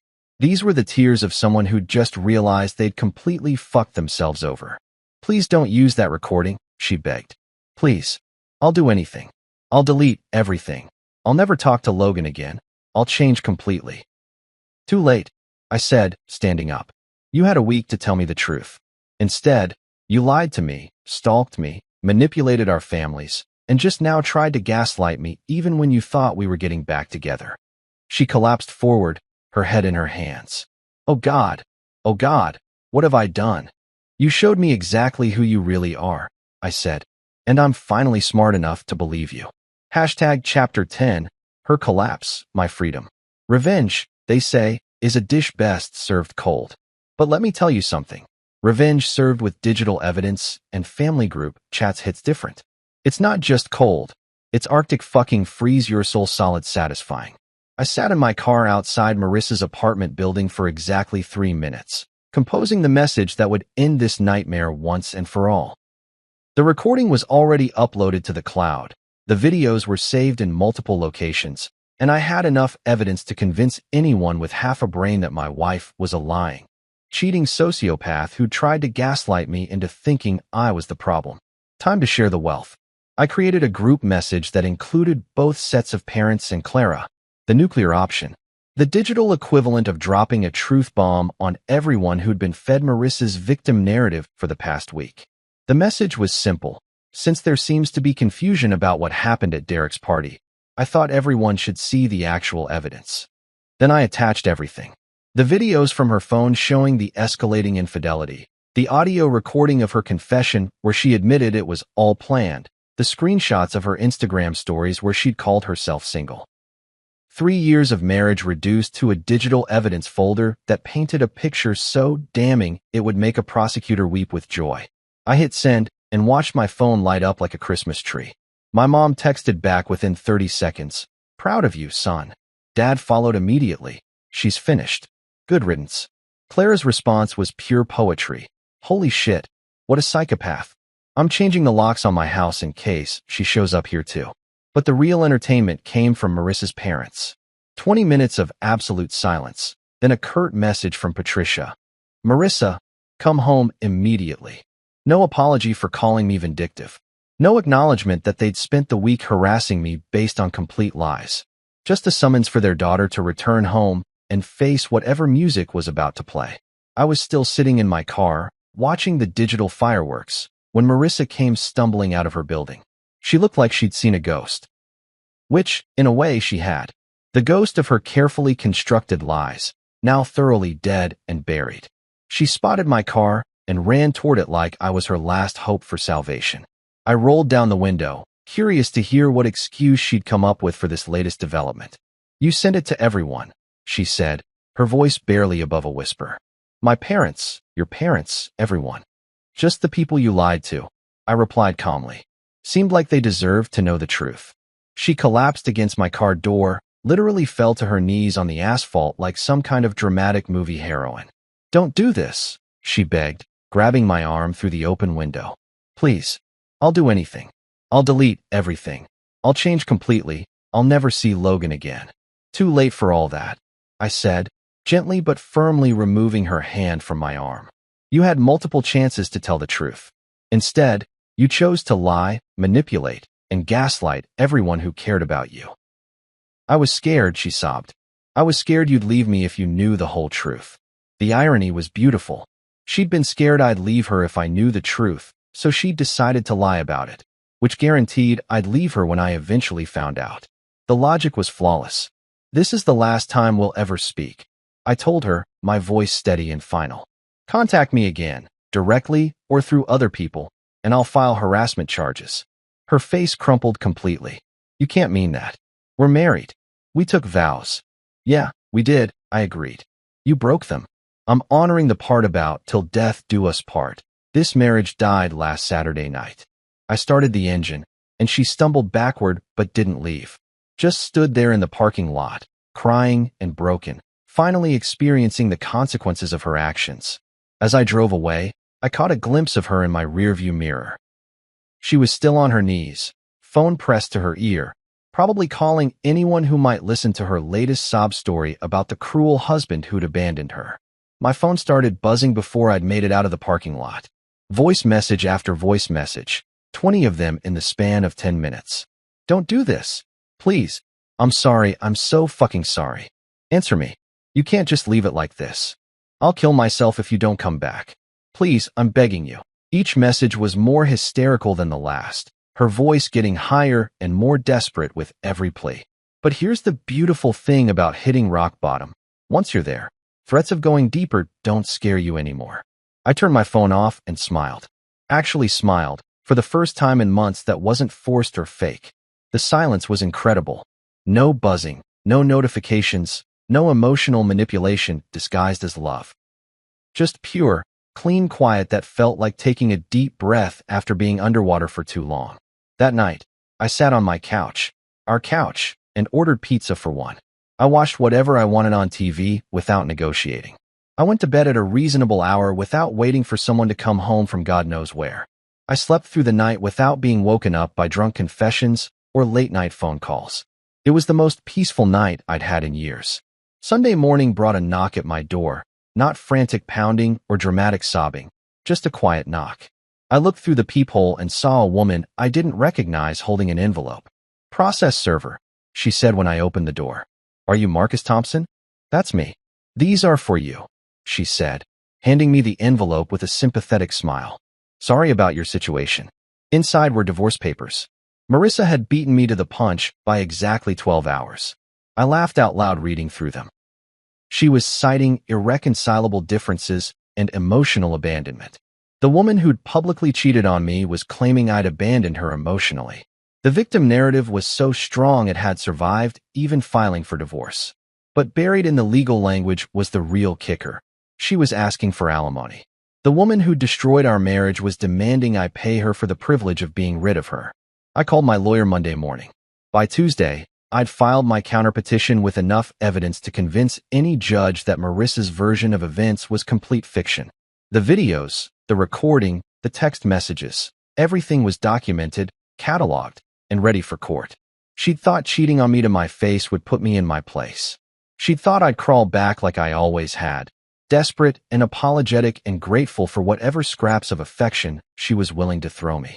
Instead, I'd walked away, and I'd left her to drown in her own lies. The freedom was intoxicating. No more walking on eggshells, no more making excuses for someone else's shitty behavior, no more pretending that disrespect was love. For the first time in years, I could breathe. My wife's dad, the boss, fired me after I interviewed with other companies, even though he had denied me a raise for 5 consecutive years. I consider this disloyal, he said, revoking my building access on the spot. I smiled, wished him well, and left without causing a scene. 2 days later, he received an email from, "You know that feeling when you walk into a room and something's just off?" Yeah, that's exactly what hit me the second I stepped into Raymond Ellis's corner office that Tuesday morning. The guy's got this massive mahogany desk that probably cost more than my car, floor-to-ceiling windows overlooking downtown, and enough leather-bound books to make you think he actually reads something other than golf magazines. But today, something was different. The usual fake smile was nowhere to be found. My name's Logan Rivers, and I'd been busting my ass at Graypoint Strategies for 5 solid years. Senior analyst, they called me, though honestly, I was doing way more than analyzing anything. I was the guy who stayed until 9 p.m. fixing other people's screw-ups, the one who smooth-talked angry clients back from the edge, and yeah, the one who brought in more revenue than half the so-called VPs combined. And Raymond Ellis? He's my father-in-law, Claire's dad, and the CEO who'd been dangling that promotion carrot in front of me like I was some kind of corporate donkey. "Sit down, Logan," he said, and man, his voice had this edge to it that made my stomach drop. No good morning. No how's Claire. None of that usual small talk bullcrap. Just straight to business, and not the good kind. I settled into that uncomfortable chair across from his desk. You know the type, designed to make you feel small while the big shot looms over you from his throne. Raymond was shuffling through some papers, taking his sweet time, probably trying to build up the drama. Classic power move. I'd seen him pull this routine with suppliers and junior staff, but never with me. We were family, right? Or at least I thought we were.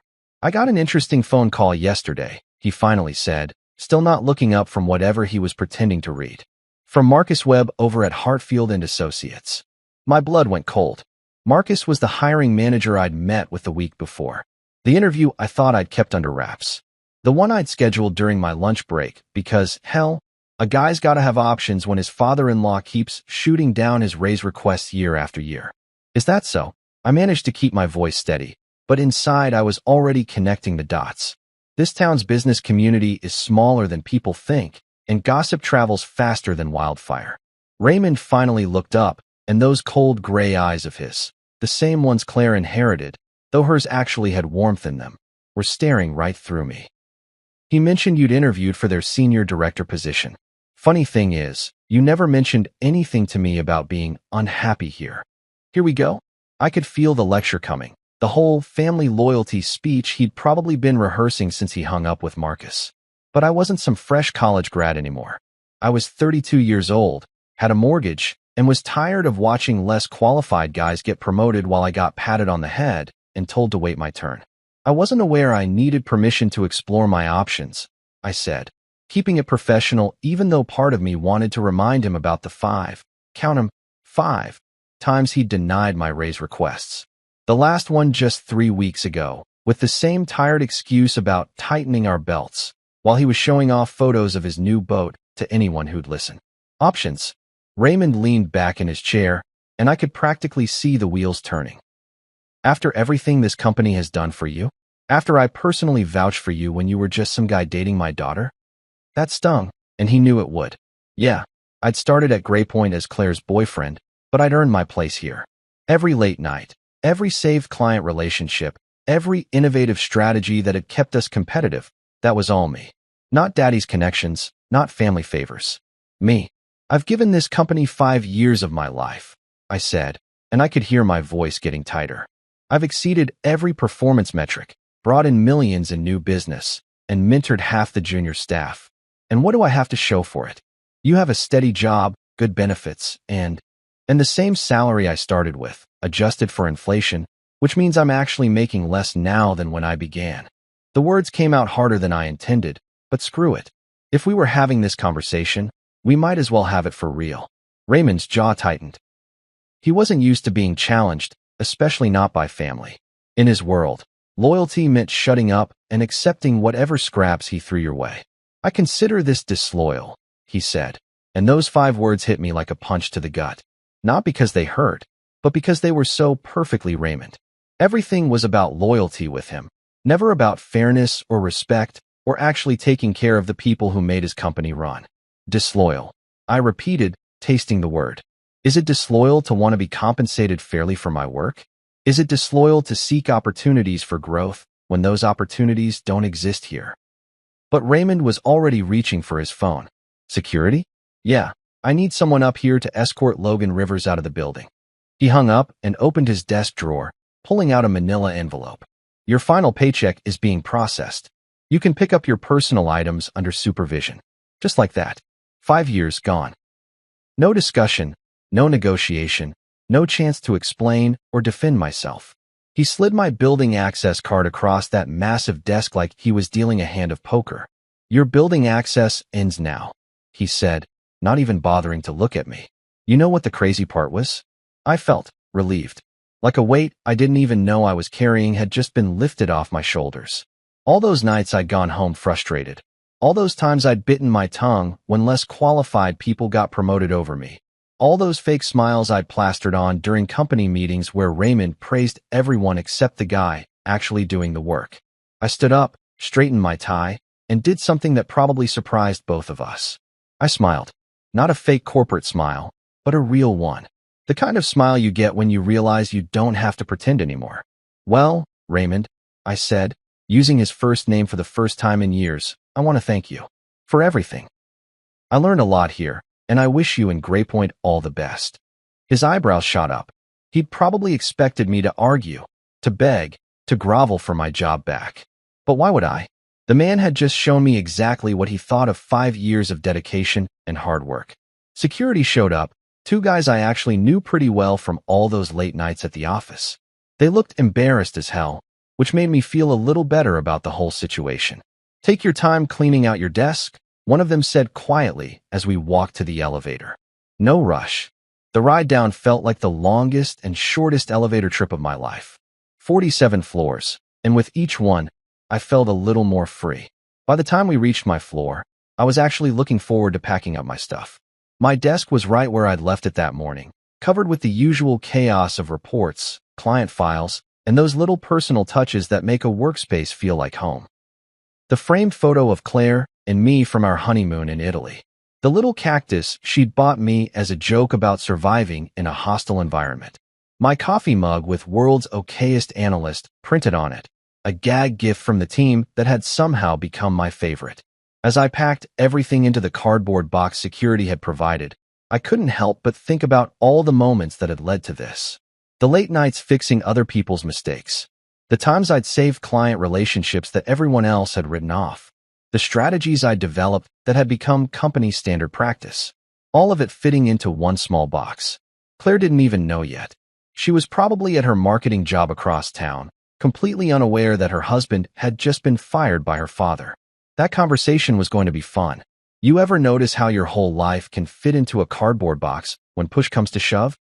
I'm standing here in the Graypoint parking garage, staring at this beat-up banker's box that's holding everything I accumulated over 5 years of what I thought was building a career. The security guards had been decent about it, gave me all the time I needed, didn't hover over my shoulder like I was going to steal office supplies or download client data onto a flash drive. Hell, Tommy even helped me carry the thing down to my car. The weight of the box wasn't the problem. I mean, We're talking about some picture frames, a couple of notebooks, my desk plant that somehow survived the fluorescent light wasteland of cubicle life, and a few other random pieces of office junk that seemed important at the time. Maybe 15 pounds, tops. But man, it felt like I was carrying a boulder. Not because of the physical weight, because of everything it represented. 5 years. 60 months. God knows how many late nights, weekend emails, and quick calls that turned into hour-long problem-solving sessions. I'd given GrayPoint everything I had, and apparently all of it fit into a space smaller than a microwave box. That's a hell of a reality check right there. I popped my trunk and set the box inside, right next to my emergency roadside kit and the jumper cables I'd never actually used. The thing looked so small and pathetic sitting there, like a sad monument to wasted potential. I slammed the trunk shut maybe a little harder than necessary, the sound echoing through the concrete cavern of the parking garage. Before I got in the car, I took one last look up at the GrayPoint building. 47 floors of steel and glass, reaching up into the cloudy Seattle sky like some kind of corporate monument. I used to feel proud walking into that lobby every morning, used to think I was part of something bigger than myself. Now it just looked like what it was. A big expensive box where rich guys got richer while the rest of us did the actual work. The irony wasn't lost on me. I'd spent 5 years helping build Raymond's empire, and now I was driving away with my career in a cardboard box that probably cost him about 50 cents. The math on that seemed pretty screwed up. My phone started buzzing before I even got out of the parking garage. Claire's ringtone. That Bruno Mars song she'd programmed in because she said it reminded her of our first dance. Under normal circumstances, hearing it would make me smile. Today, it made my stomach clench up like a fist. I hit the Bluetooth button on my steering wheel. Hey, babe. Logan. Her voice sounded shaky, confused. Ray just called me. He said you resigned. What happened? Are you okay? Of course Raymond had called her first. Probably wanted to get his version of events on the record before I had a chance to tell my side. Classic move from a guy who'd built his career on controlling the narrative. He fired me, I said, trying to keep my voice steady as I merged onto I-5. Traffic was lighter than usual for a Tuesday afternoon, which was good because my hands were gripping the steering wheel hard enough to leave marks. Silence on the other end. Then I heard her take a shaky breath. What? But why? What did you do? I took an interview, I said simply. Last week, with Hartfield and Associates. Somehow word got back to your dad, and he decided that was grounds for immediate termination. But I could hear her struggling with this, trying to make sense of it. Claire had always been caught in the middle between me and her father, and I knew this was tearing her apart. You didn't even get the raise? No. Again, those two words carried the weight of 5 years of disappointment. 5 years of being told I was valuable while being treated like I was replaceable. Another long pause. I could picture her sitting at her desk at the marketing firm, probably staring out her window at Elliott Bay, trying to process what this meant for us. For our plans. For the future we'd been building together. I can't believe he did this, she finally whispered. I mean, I can believe it, but... Logan, I'm so sorry. That's when it hit me, the real weight of what had happened. It wasn't just about losing my job or getting fired by my father-in-law. It was about the complete destruction of the professional identity I'd spent 5 years building. I'd been Logan Rivers, senior analyst at GrayPoint Strategies. I'd had business cards with that title, a LinkedIn profile that talked about my achievements, a whole persona built around being this rising star in the consulting world. Now I was just Logan Rivers, unemployed guy with a cardboard box in his trunk. The drive home felt longer than usual, even though I was probably making better time than my normal commute. Every red light gave me more time to think, and thinking was the last thing I wanted to do right now. My brain kept cycling through all the what-ifs and should-haves. What if I'd handled the raise conversation differently? What if I'd been more discreet about the interview? Should I have seen this coming? But then I'd remember Raymond's face when he said the word disloyal, the cold dismissal in his voice, the way he'd slid my ID card across that desk like I was nothing more than a security risk. And I'd realized that none of those what-ifs mattered, because this was never really about the interview. This was about Raymond Ellis needing to remind everyone, including his own family, who was in charge. By the time I pulled into our driveway, I'd made a decision. I wasn't going to let this break me. Yeah, getting fired sucked. Yeah, Having it happen because I dared to explore other options was insulting as hell. But maybe, just maybe, this was exactly the kick in the ass I needed. I sat in the car for a few minutes after I turned off the engine, looking at our little house with its blue shutters and the garden Claire had been working on all summer. We'd bought this place 2 years ago, thinking it was the start of our permanent life together. A place to build a family, to put down roots, to create something lasting. The cardboard box was still in my trunk, but somehow it felt different now. Less like a monument to failure and more like, well, like the first step towards something new. 5 years of my life might fit in that box, but that didn't mean the next 5 years had to be small enough to fit in one too. Time to figure out what came next. Once I got inside the house, I did something I'd been avoiding for months. I went straight to my home office and opened the file cabinet drawer I'd labeled career stuff. Buried underneath tax documents and insurance papers was a manila folder that had been sitting there like a ticking time bomb. The tab read, "Raises denied," in my own handwriting, and just looking at it made my jaw clench. You know how some people keep photo albums or scrapbooks to remember the good times? Well, this was my scrapbook of professional disappointment, and I'd been adding to it religiously for 5 damn years. I pulled out the folder and spread everything across my desk like I was building a case for court. Which, in a way, I guess I was, a case against my own naivety for believing that hard work and loyalty actually meant something at Graypoint Strategies. The first document was from year 1, back when I still thought Raymond might actually be looking out for me. A performance review dated March 15th, 2020, with all those corporate buzzwords that make you feel good until you realize they don't come with a paycheck increase. Logan consistently exceeds expectations, it read. His analytical skills and client management abilities are exceptional for someone at his level. Exceptional for someone at his level. Even back then, the condescension was there, hiding behind the praise like a snake in the grass. Attached to that review was my formal request for a salary adjustment, a modest 15% increase that would have brought me up to market rate for someone with my qualifications and track record. Raymond's response, delivered via email 2 weeks later, was a masterclass in corporate doublespeak. While we greatly appreciate your contributions, current market conditions require us to be conservative with compensation adjustments. We'll revisit this during the next review cycle. Year 2, same song, different verse.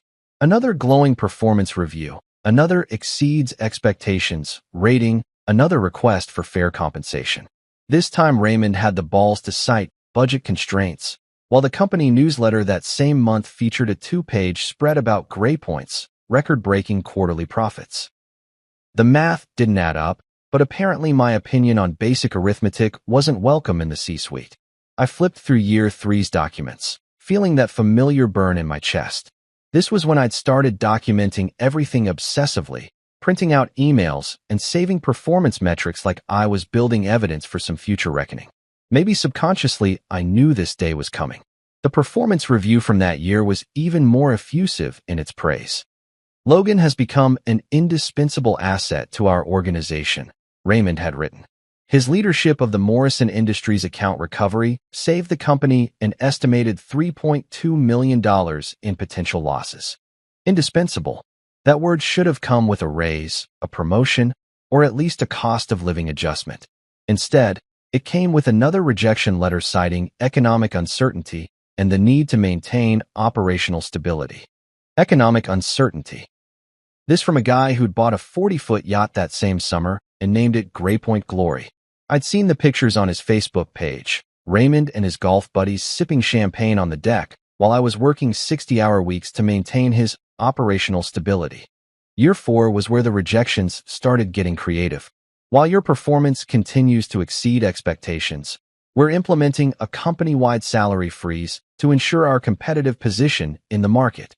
A salary freeze that apparently didn't apply to executive bonuses or the VP position they'd created for Raymond's old fraternity brother who'd never worked a day in consulting before joining the company.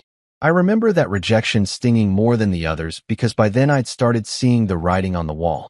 I wasn't being held back because of budget constraints or market conditions. I was being held back because Raymond Ellis had figured out he could get premium work for bargain basement prices, and why mess with a good thing? The most recent rejection, just 3 weeks ago, was sitting right on top of the pile like a fresh wound. This time I'd come armed with market research, salary comparisons, and a detailed analysis of my contributions to the company's bottom line. I'd even calculated that the clients I'd personally brought in were generating over $12 million in annual revenue. Raymond's response had been his most dismissive yet. "Logan, I appreciate your enthusiasm, but we need to focus on team cohesion rather than patience." 5 years of patience, and the only thing that had risen was Raymond's bank account and his sense of entitlement. My phone buzzed with a text from Jared Martinez, one of the few people at Graypoint who'd always shot straight with me. Jared worked in legal and had a front-row seat to all the company's behind-the-scenes drama. "Man, this is messed up. You carried that company." I typed back, "Apparently not enough." But even as I sent that response, another text was coming in from a number I didn't immediately recognize. When I opened it, my heart damn near stopped. "Hi Logan, this is Kira Benson from VistaCore Innovations. I hope you remember me from our conversation last week. I know this might be unexpected timing, but would you be available to meet this Friday? The board reviewed your proposal, and they're very impressed. I think you'll want to hear what we have to discuss." VistaCore Innovations, the company I'd interviewed with the week before. Not Hartfield and Associates like Raymond had mentioned, which meant either he'd gotten his facts wrong, or there were multiple companies interested in poaching Graypoint's indispensable senior analyst. I stared at that text for a long time, reading it over and over like it might disappear if I blinked too hard. After 5 years of being told to wait, to be patient, to accept whatever scraps Raymond felt like throwing my way, someone else was actively pursuing me. The irony was almost laughable. Raymond had fired me for being disloyal because I dared to explore other options. But maybe the real disloyalty had been his 5 years of stringing me along with empty promises while he counted the money I was making for him. I looked back at the folder spread across my desk, 5 years of documented disappointment and broken promises. Then I looked at Kira's text again. "Yes," I typed back. "Friday works perfectly. What time?" The response came back almost immediately, 2 p.m. "I think you're going to like what we have to offer." For the first time since walking out of Raymond's office, I smiled. A real smile, not the fake corporate version I'd been wearing like a mask for the past 5 years. Maybe getting fired was the best thing that could have happened to me. Friday morning, I stood in front of my bathroom mirror trying to decide between the navy blue tie or the burgundy one. Funny how getting fired can make you second-guess everything, even stuff as simple as picking out a tie. 3 days ago, I would have grabbed whichever one was closest and called it good. Today, everything felt like it mattered more. I went with the burgundy. Claire always said it brought out my eyes. And hell, I figured I could use all the confidence I could get. The drive downtown to VistaCore's offices gave me plenty of time to think, maybe too much time.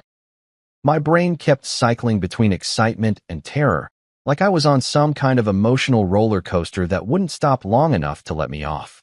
1 minute, I was imagining myself in a corner office with actual decision-making authority.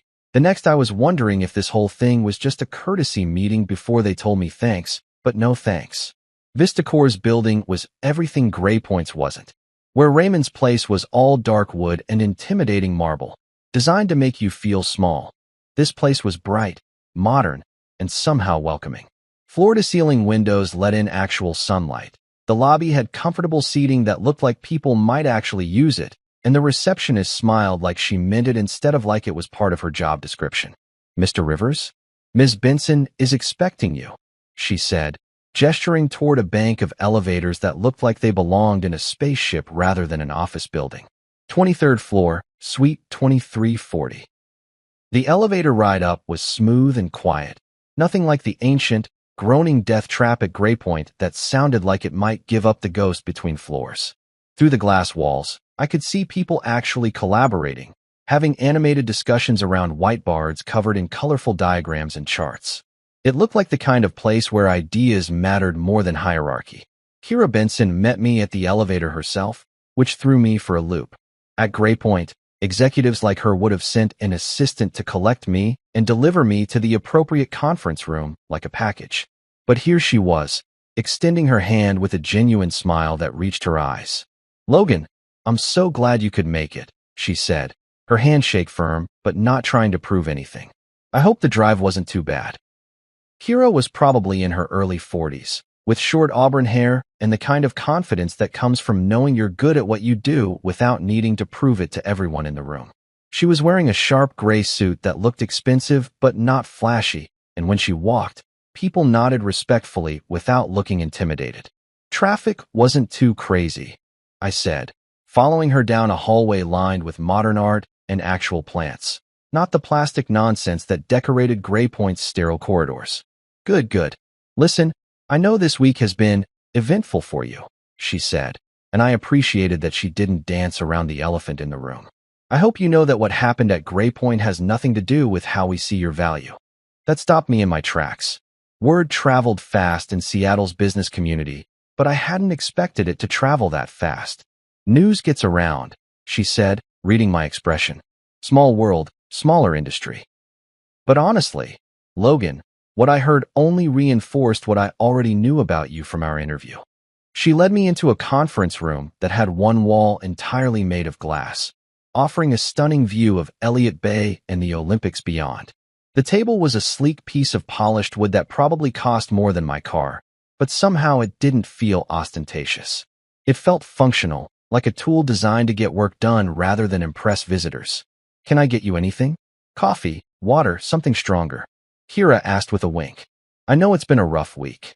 Coffee would be great, I said, settling into a chair that was actually comfortable instead of the medieval torture devices Raymond preferred for his meetings. While Kira poured coffee from a machine that looked like it belonged in a high-end cafe, I tried to calm my nerves and focus on why I was here. This wasn't about what had happened at Gray Point. This was about what could happen next. So, Kira said, sliding a steaming mug across the table, let's talk about your future.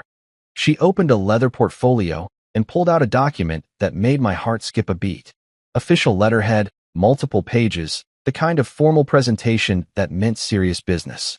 Logan, I'll cut to the chase because I think you've had enough corporate BS to last a lifetime, she said, leaning forward slightly. We reviewed your proposal from last week, the strategy framework you outlined for expanding into the Pacific Northwest market. It was brilliant, thorough, innovative, and exactly the kind of thinking we need here. I felt my chest tighten with something I hadn't experienced in years, genuine professional validation from someone who wasn't related to my wife.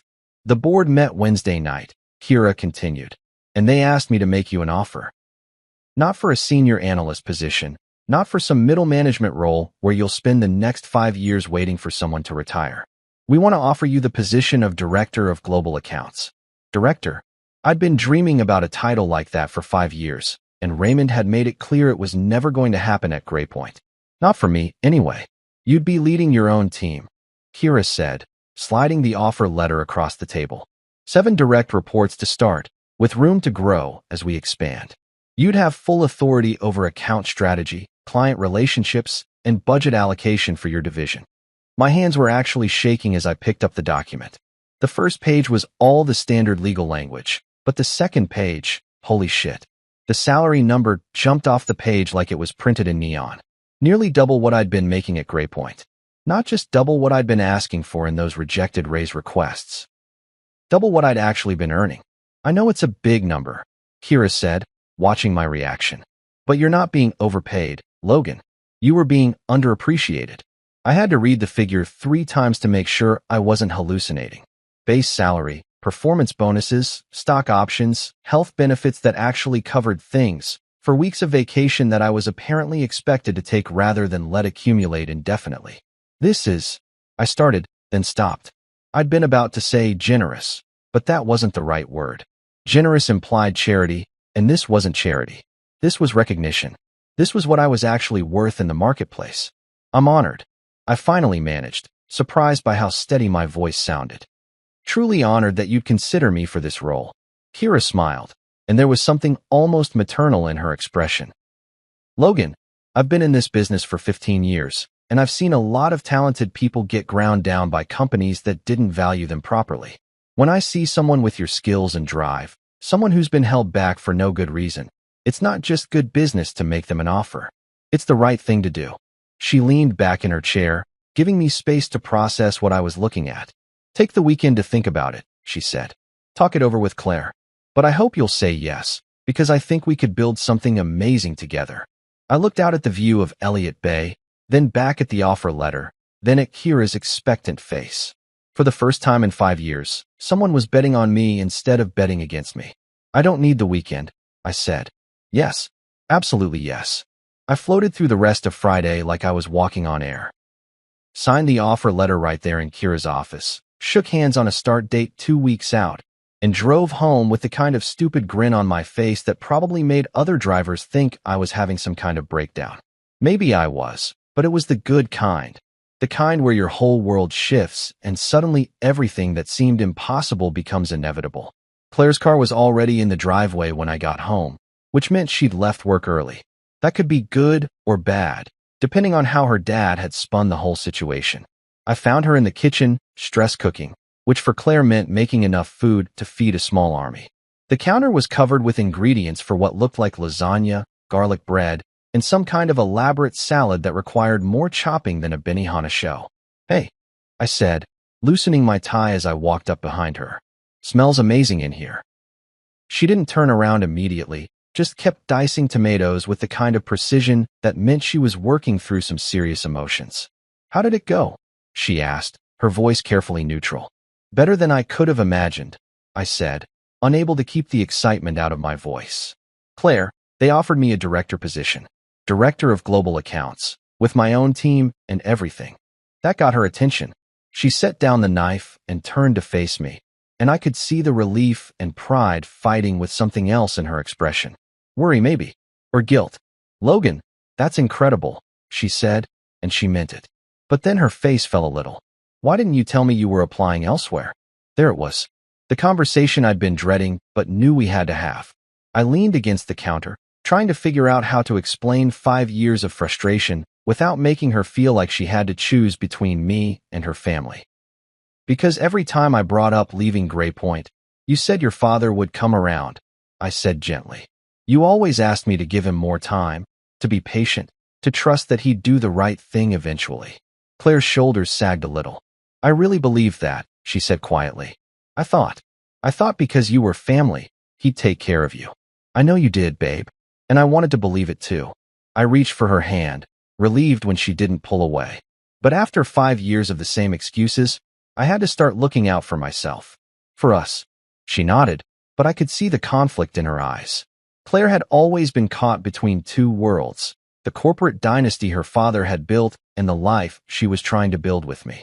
Most of the time, she navigated that balance gracefully, but situations like this made it impossible to keep everyone happy. He told the family you betrayed him, she said, and there was an edge of anger in her voice that I didn't think was directed at me. At dinner Wednesday night, he made this whole speech about loyalty and family values. Said you'd stabbed him in the back after everything he'd done for you. I felt my jaw clench. Of course Raymond had gotten to the family first, spinning the narrative to make himself look like the victim. Classic narcissist move. Hurt someone, then play the wounded party when they have the audacity to respond. What did you say? I asked. Nothing, Claire admitted. I should have stood up for you, but I was so shocked and confused. I didn't know what had really happened, and everyone was looking at me like I should have some kind of explanation. You don't owe them an explanation for my decisions, I said firmly. This isn't about you, Claire. This is between me and your dad. But even as I said it, we both knew that wasn't entirely true. In a family like the Elises, everything was political, and wives were expected to keep their husbands in line. The fact that I'd gone rogue reflected poorly on Claire's ability to manage the situation, at least in Raymond's twisted worldview. He said you left with client files, Claire said suddenly, like she'd just remembered something important. Said security was doing an investigation. I actually laughed at that one. Yeah, I left with my coffee mug and a succulent plant. Real dangerous stuff. Your dad's grasping at straws, trying to justify firing me for exploring my options. My phone buzzed with a text, and when I glanced at it, I saw it was from Ryan, Claire's younger brother and Raymond's golden child. Ryan had always been decent to me, probably because he was secure enough in his position as heir apparent that he didn't see me as a threat. He's panicking, the text read. Said you left with client files. Security's checking. This is insane, man. I showed the text to Claire, and she rolled her eyes. Of course he's panicking. You probably handled half his major accounts personally. More than half, I said, then immediately regretted it.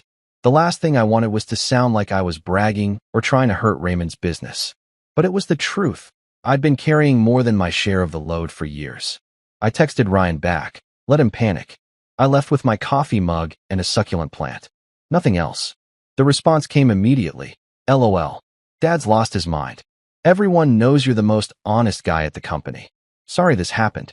That actually made me feel a little better. If Raymond's own son thought the whole thing was ridiculous, maybe the rest of the family would see through the bullshit too. You know what the crazy part is? Claire said, leaning against the stove. I've been defending him for years, making excuses for why he wouldn't promote you or give you raises. But watching him do this, it's like I'm seeing him clearly for the first time. He's your dad, I said. You're supposed to see the best in him. But I'm your wife, she shot back. I'm supposed to have your back too. And I haven't been doing that. I walked over and pulled her into a hug, feeling some of the tension leave her body as she melted against me. You've been in an impossible position, I said. I never wanted you to have to choose sides. Well, I'm choosing now, she said, her voice muffled against my chest. Team Logan all the way. We stood there for a while, holding each other in our kitchen that smelled like garlic and oregano. And for the first time in days, I felt like we were going to be okay. More than okay, actually. We were going to be better than we'd been in years, because now we didn't have to pretend that working for Raymond was sustainable or healthy. So tell me about this new job, Claire said, pulling back to look at me. Director sounds pretty impressive. It is impressive, I said, grinning. And the salary. I told her the number, and her eyes went wide. Holy shit, Logan. That's incredible, right? Turns out I was worth more than Raymond was willing to pay. A lot more. Claire shook her head, and I could see the anger building behind her eyes. 5 years. 5 years he strung you along while you were worth this much the whole time. Hey, I said, taking her face in my hands. Don't be angry. Be happy. This is the best thing that could have happened to us. She smiled then, the first real smile I'd seen from her since this whole mess started. You're right. This is amazing. I'm proud of you. Later that evening, as we sat down to eat the feast she'd prepared, my phone rang. Raymond's name appeared on the screen, and Claire and I looked at each other across the table. Don't answer it, she said. Whatever he wants, it can wait. I hit decline and set the phone aside. For the first time in 5 years, Raymond Ellis would have to wait for my attention instead of the other way around. And honestly, it felt pretty damn good. Thursday morning started like any other day in my new unemployed life. I was sitting at the kitchen table in my pajamas, laptop open, coffee getting cold while I updated my LinkedIn profile to reflect my shiny new title at Vistacor. It felt surreal typing Director of Global Accounts after 5 years of being stuck in analyst purgatory, but there it was in black and white. Proof that sometimes the universe has a sense of humor. Claire had already left for work, kissing me goodbye with a smile that told me she was finally starting to believe this whole mess might actually work out in our favor. The house was quiet except for the hum of the refrigerator and the occasional car passing by outside. Peaceful even. The kind of morning that makes you think maybe unemployment isn't the worst thing in the world when you've got a guaranteed job waiting for you in 10 days. I was debating whether to make another pot of coffee when my phone buzzed with a text from Marcus Webb at Hartfield & Associates. The guy who'd unknowingly started this whole chain of events by mentioning my interview to someone who mentioned it to someone who mentioned it to Raymond. Just heard what happened at Gray Point. That's messed up, man. Hope you landed on your feet. Before I could respond, another text came in from Sarah Chan, a former Gray Point colleague who'd jumped ship about 6 months ago for a better opportunity. Holy shit, Logan. Word is Raymond's having an absolute meltdown. What did you do? That got my attention. I typed back. Nothing. Just got fired for taking an interview. What? Check your email. Something big is going down. I opened my personal Gmail, scanning through the usual spam and newsletters, but nothing jumped out.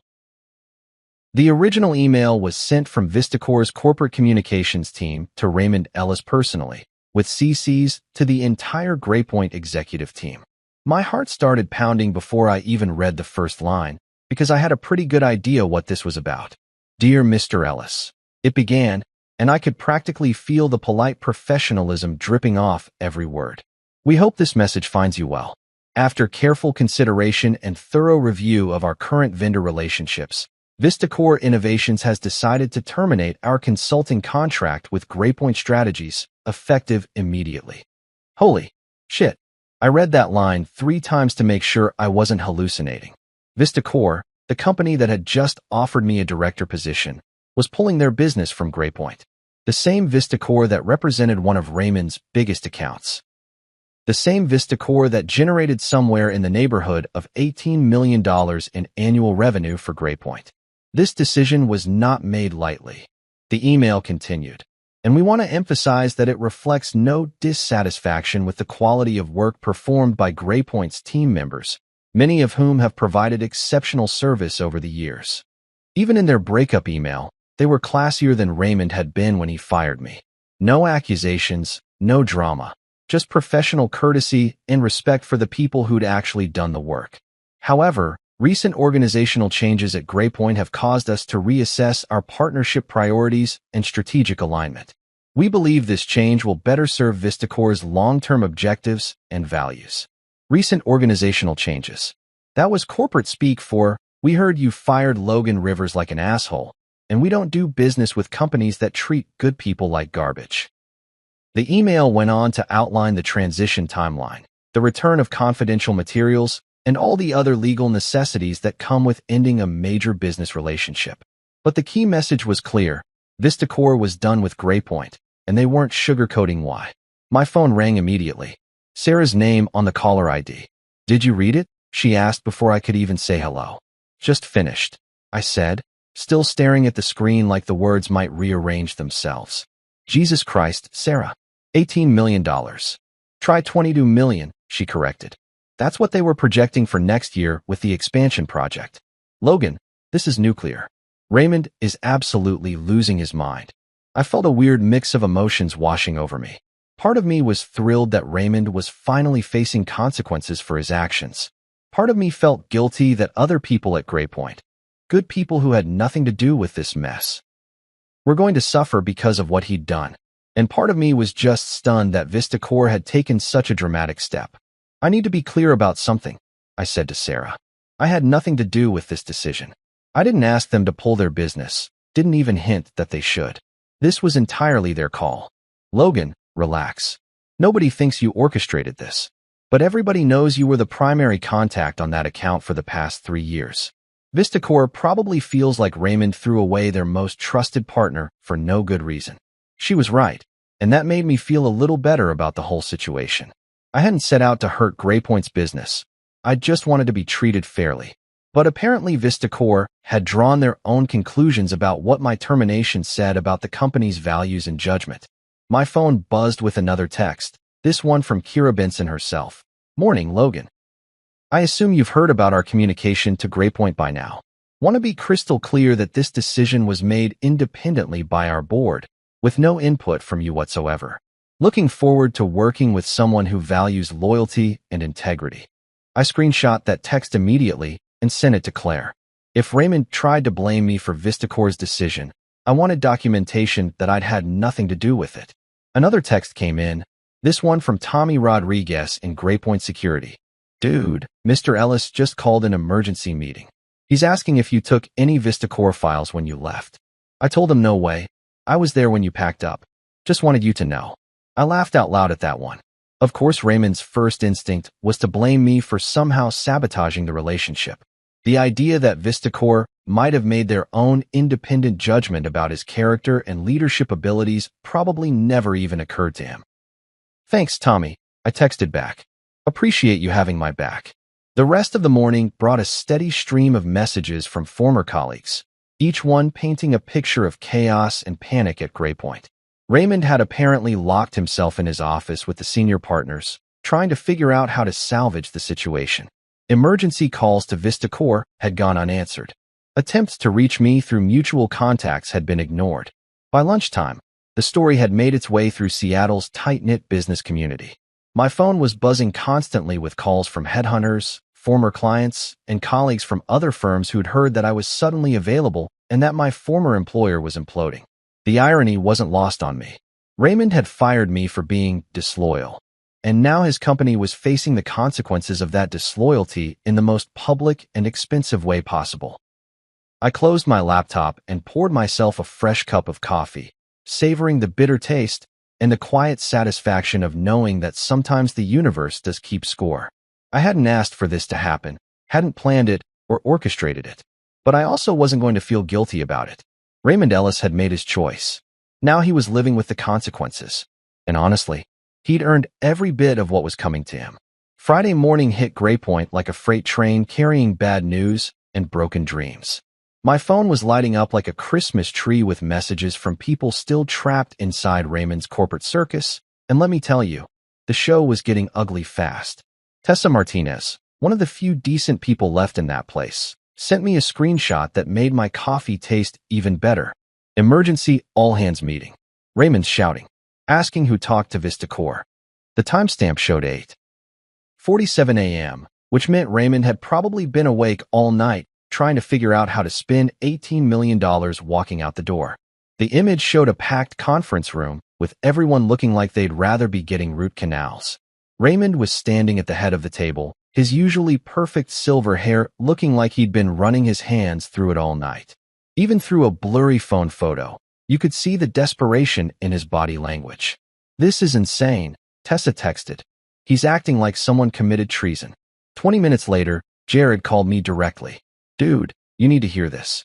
3 board members just cornered Raymond about your firing. Apparently Margaret Walsh, you know, the Iron Lady herself, asked him point-blank why he terminated the cleanest record in the company over a job interview. Margaret Walsh asking questions was like the corporate equivalent of your mom using your full name. Bad things were about to happen." "What did he say?" I asked, genuinely curious how Raymond would try to justify his tantrum to people who actually understood business. Something about loyalty and company culture. Margaret just stared at him like he'd grown a second head. Then she asked if he thought Vistacor pulled their contract because they felt disrespected by how we treated their primary contact. The silence on Raymond's end must have been deafening. "Here's the best part," Jared continued, barely containing his laughter. "Tom Bradley, you know, the guy who's been kissing Raymond's ass for 10 years, actually asked if there was a way to get you back before this got worse." That stopped me cold. Tom Bradley was Raymond's golf buddy, the guy who'd gotten that VP position despite having 0 consulting experience.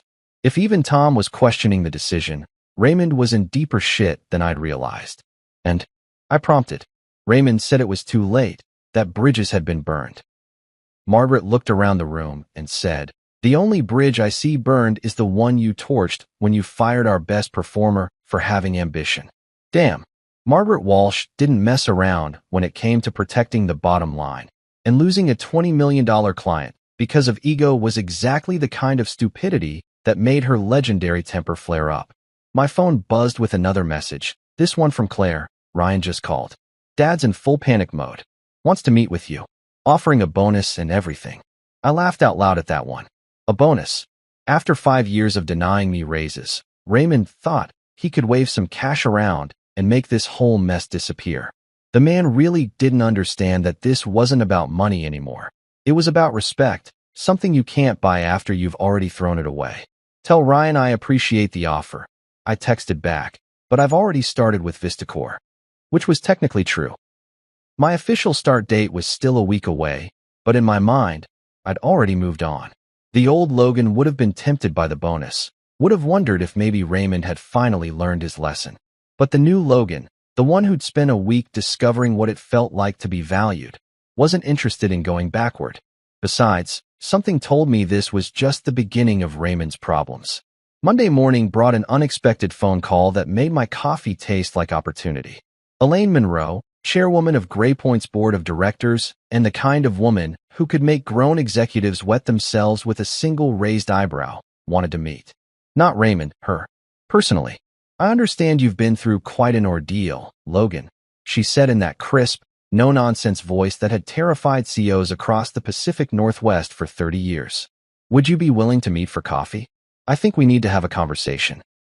An hour later, I found myself sitting across from the Iron Lady herself at a quiet cafe downtown, far from Graypoint's offices and prying eyes.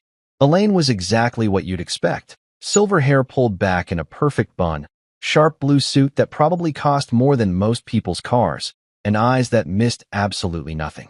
"Logan, let me be direct," she said after we'd ordered. "Raymond acted without board approval when he terminated you. That was his first mistake.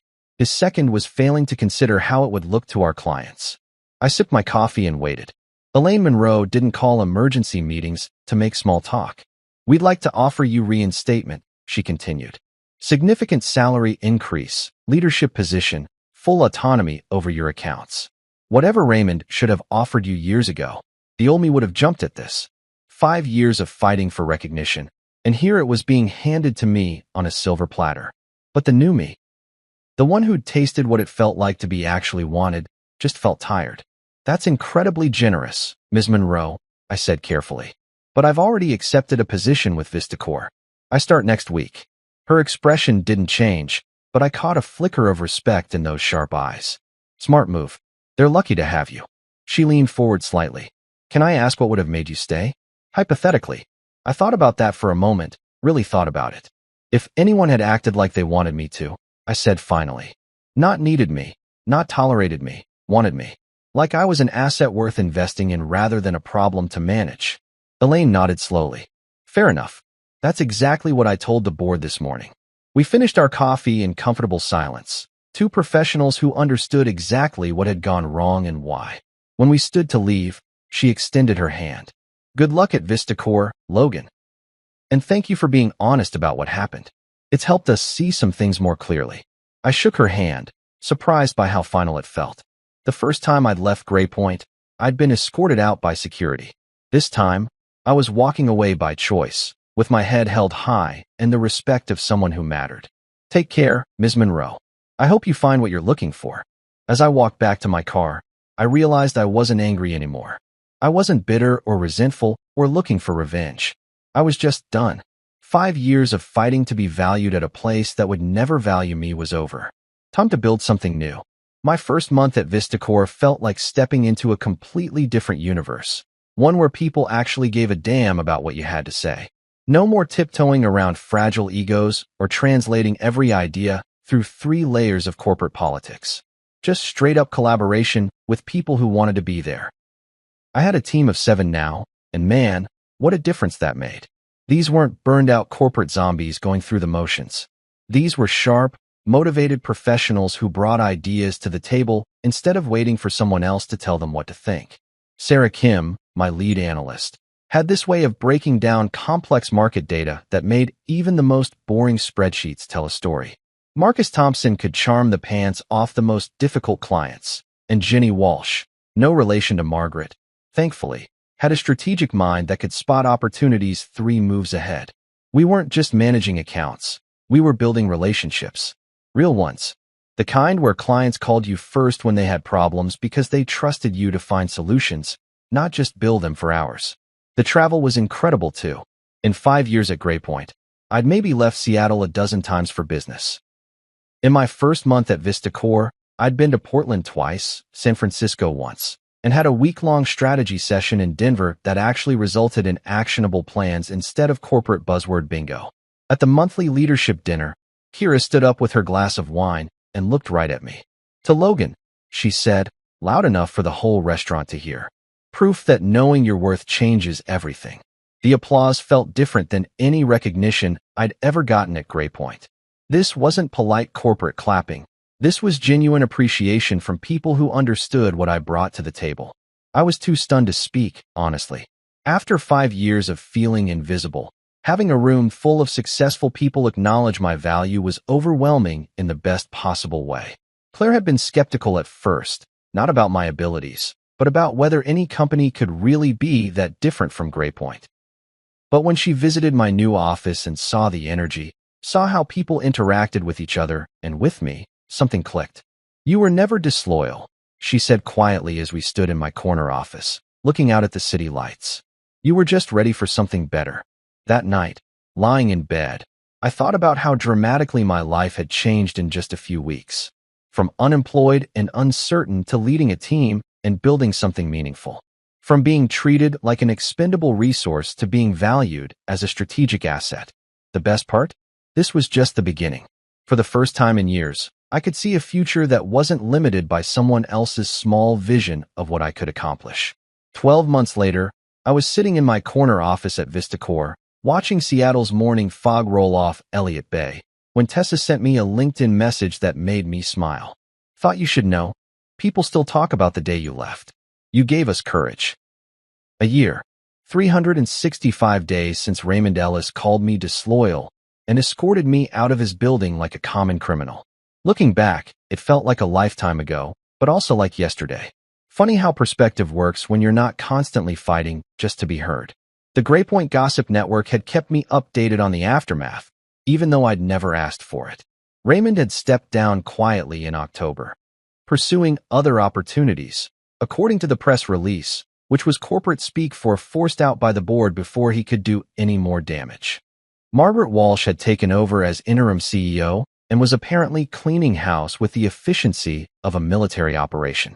They'd lost 2 more major clients after VistaCore pulled out, both citing strategic realignment and evolving partnership priorities. Translation: word got around about how they treated good people, and nobody wanted to be next. I never gloated, never posted anything smug on social media, never even mentioned Graypoint's struggles when former colleagues reached out.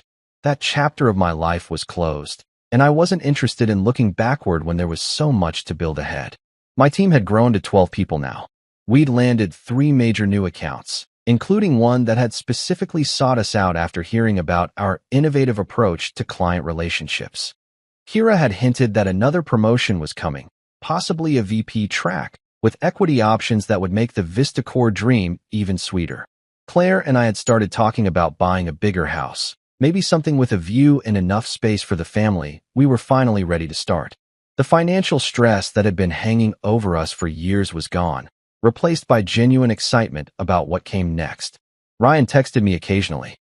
Family dinners were apparently much quieter without Raymond's constant presence, and Claire's mom seemed happier too. Even family dynamics improved when you removed the toxic element that had been poisoning everything. But the message that meant the most came from an unexpected source.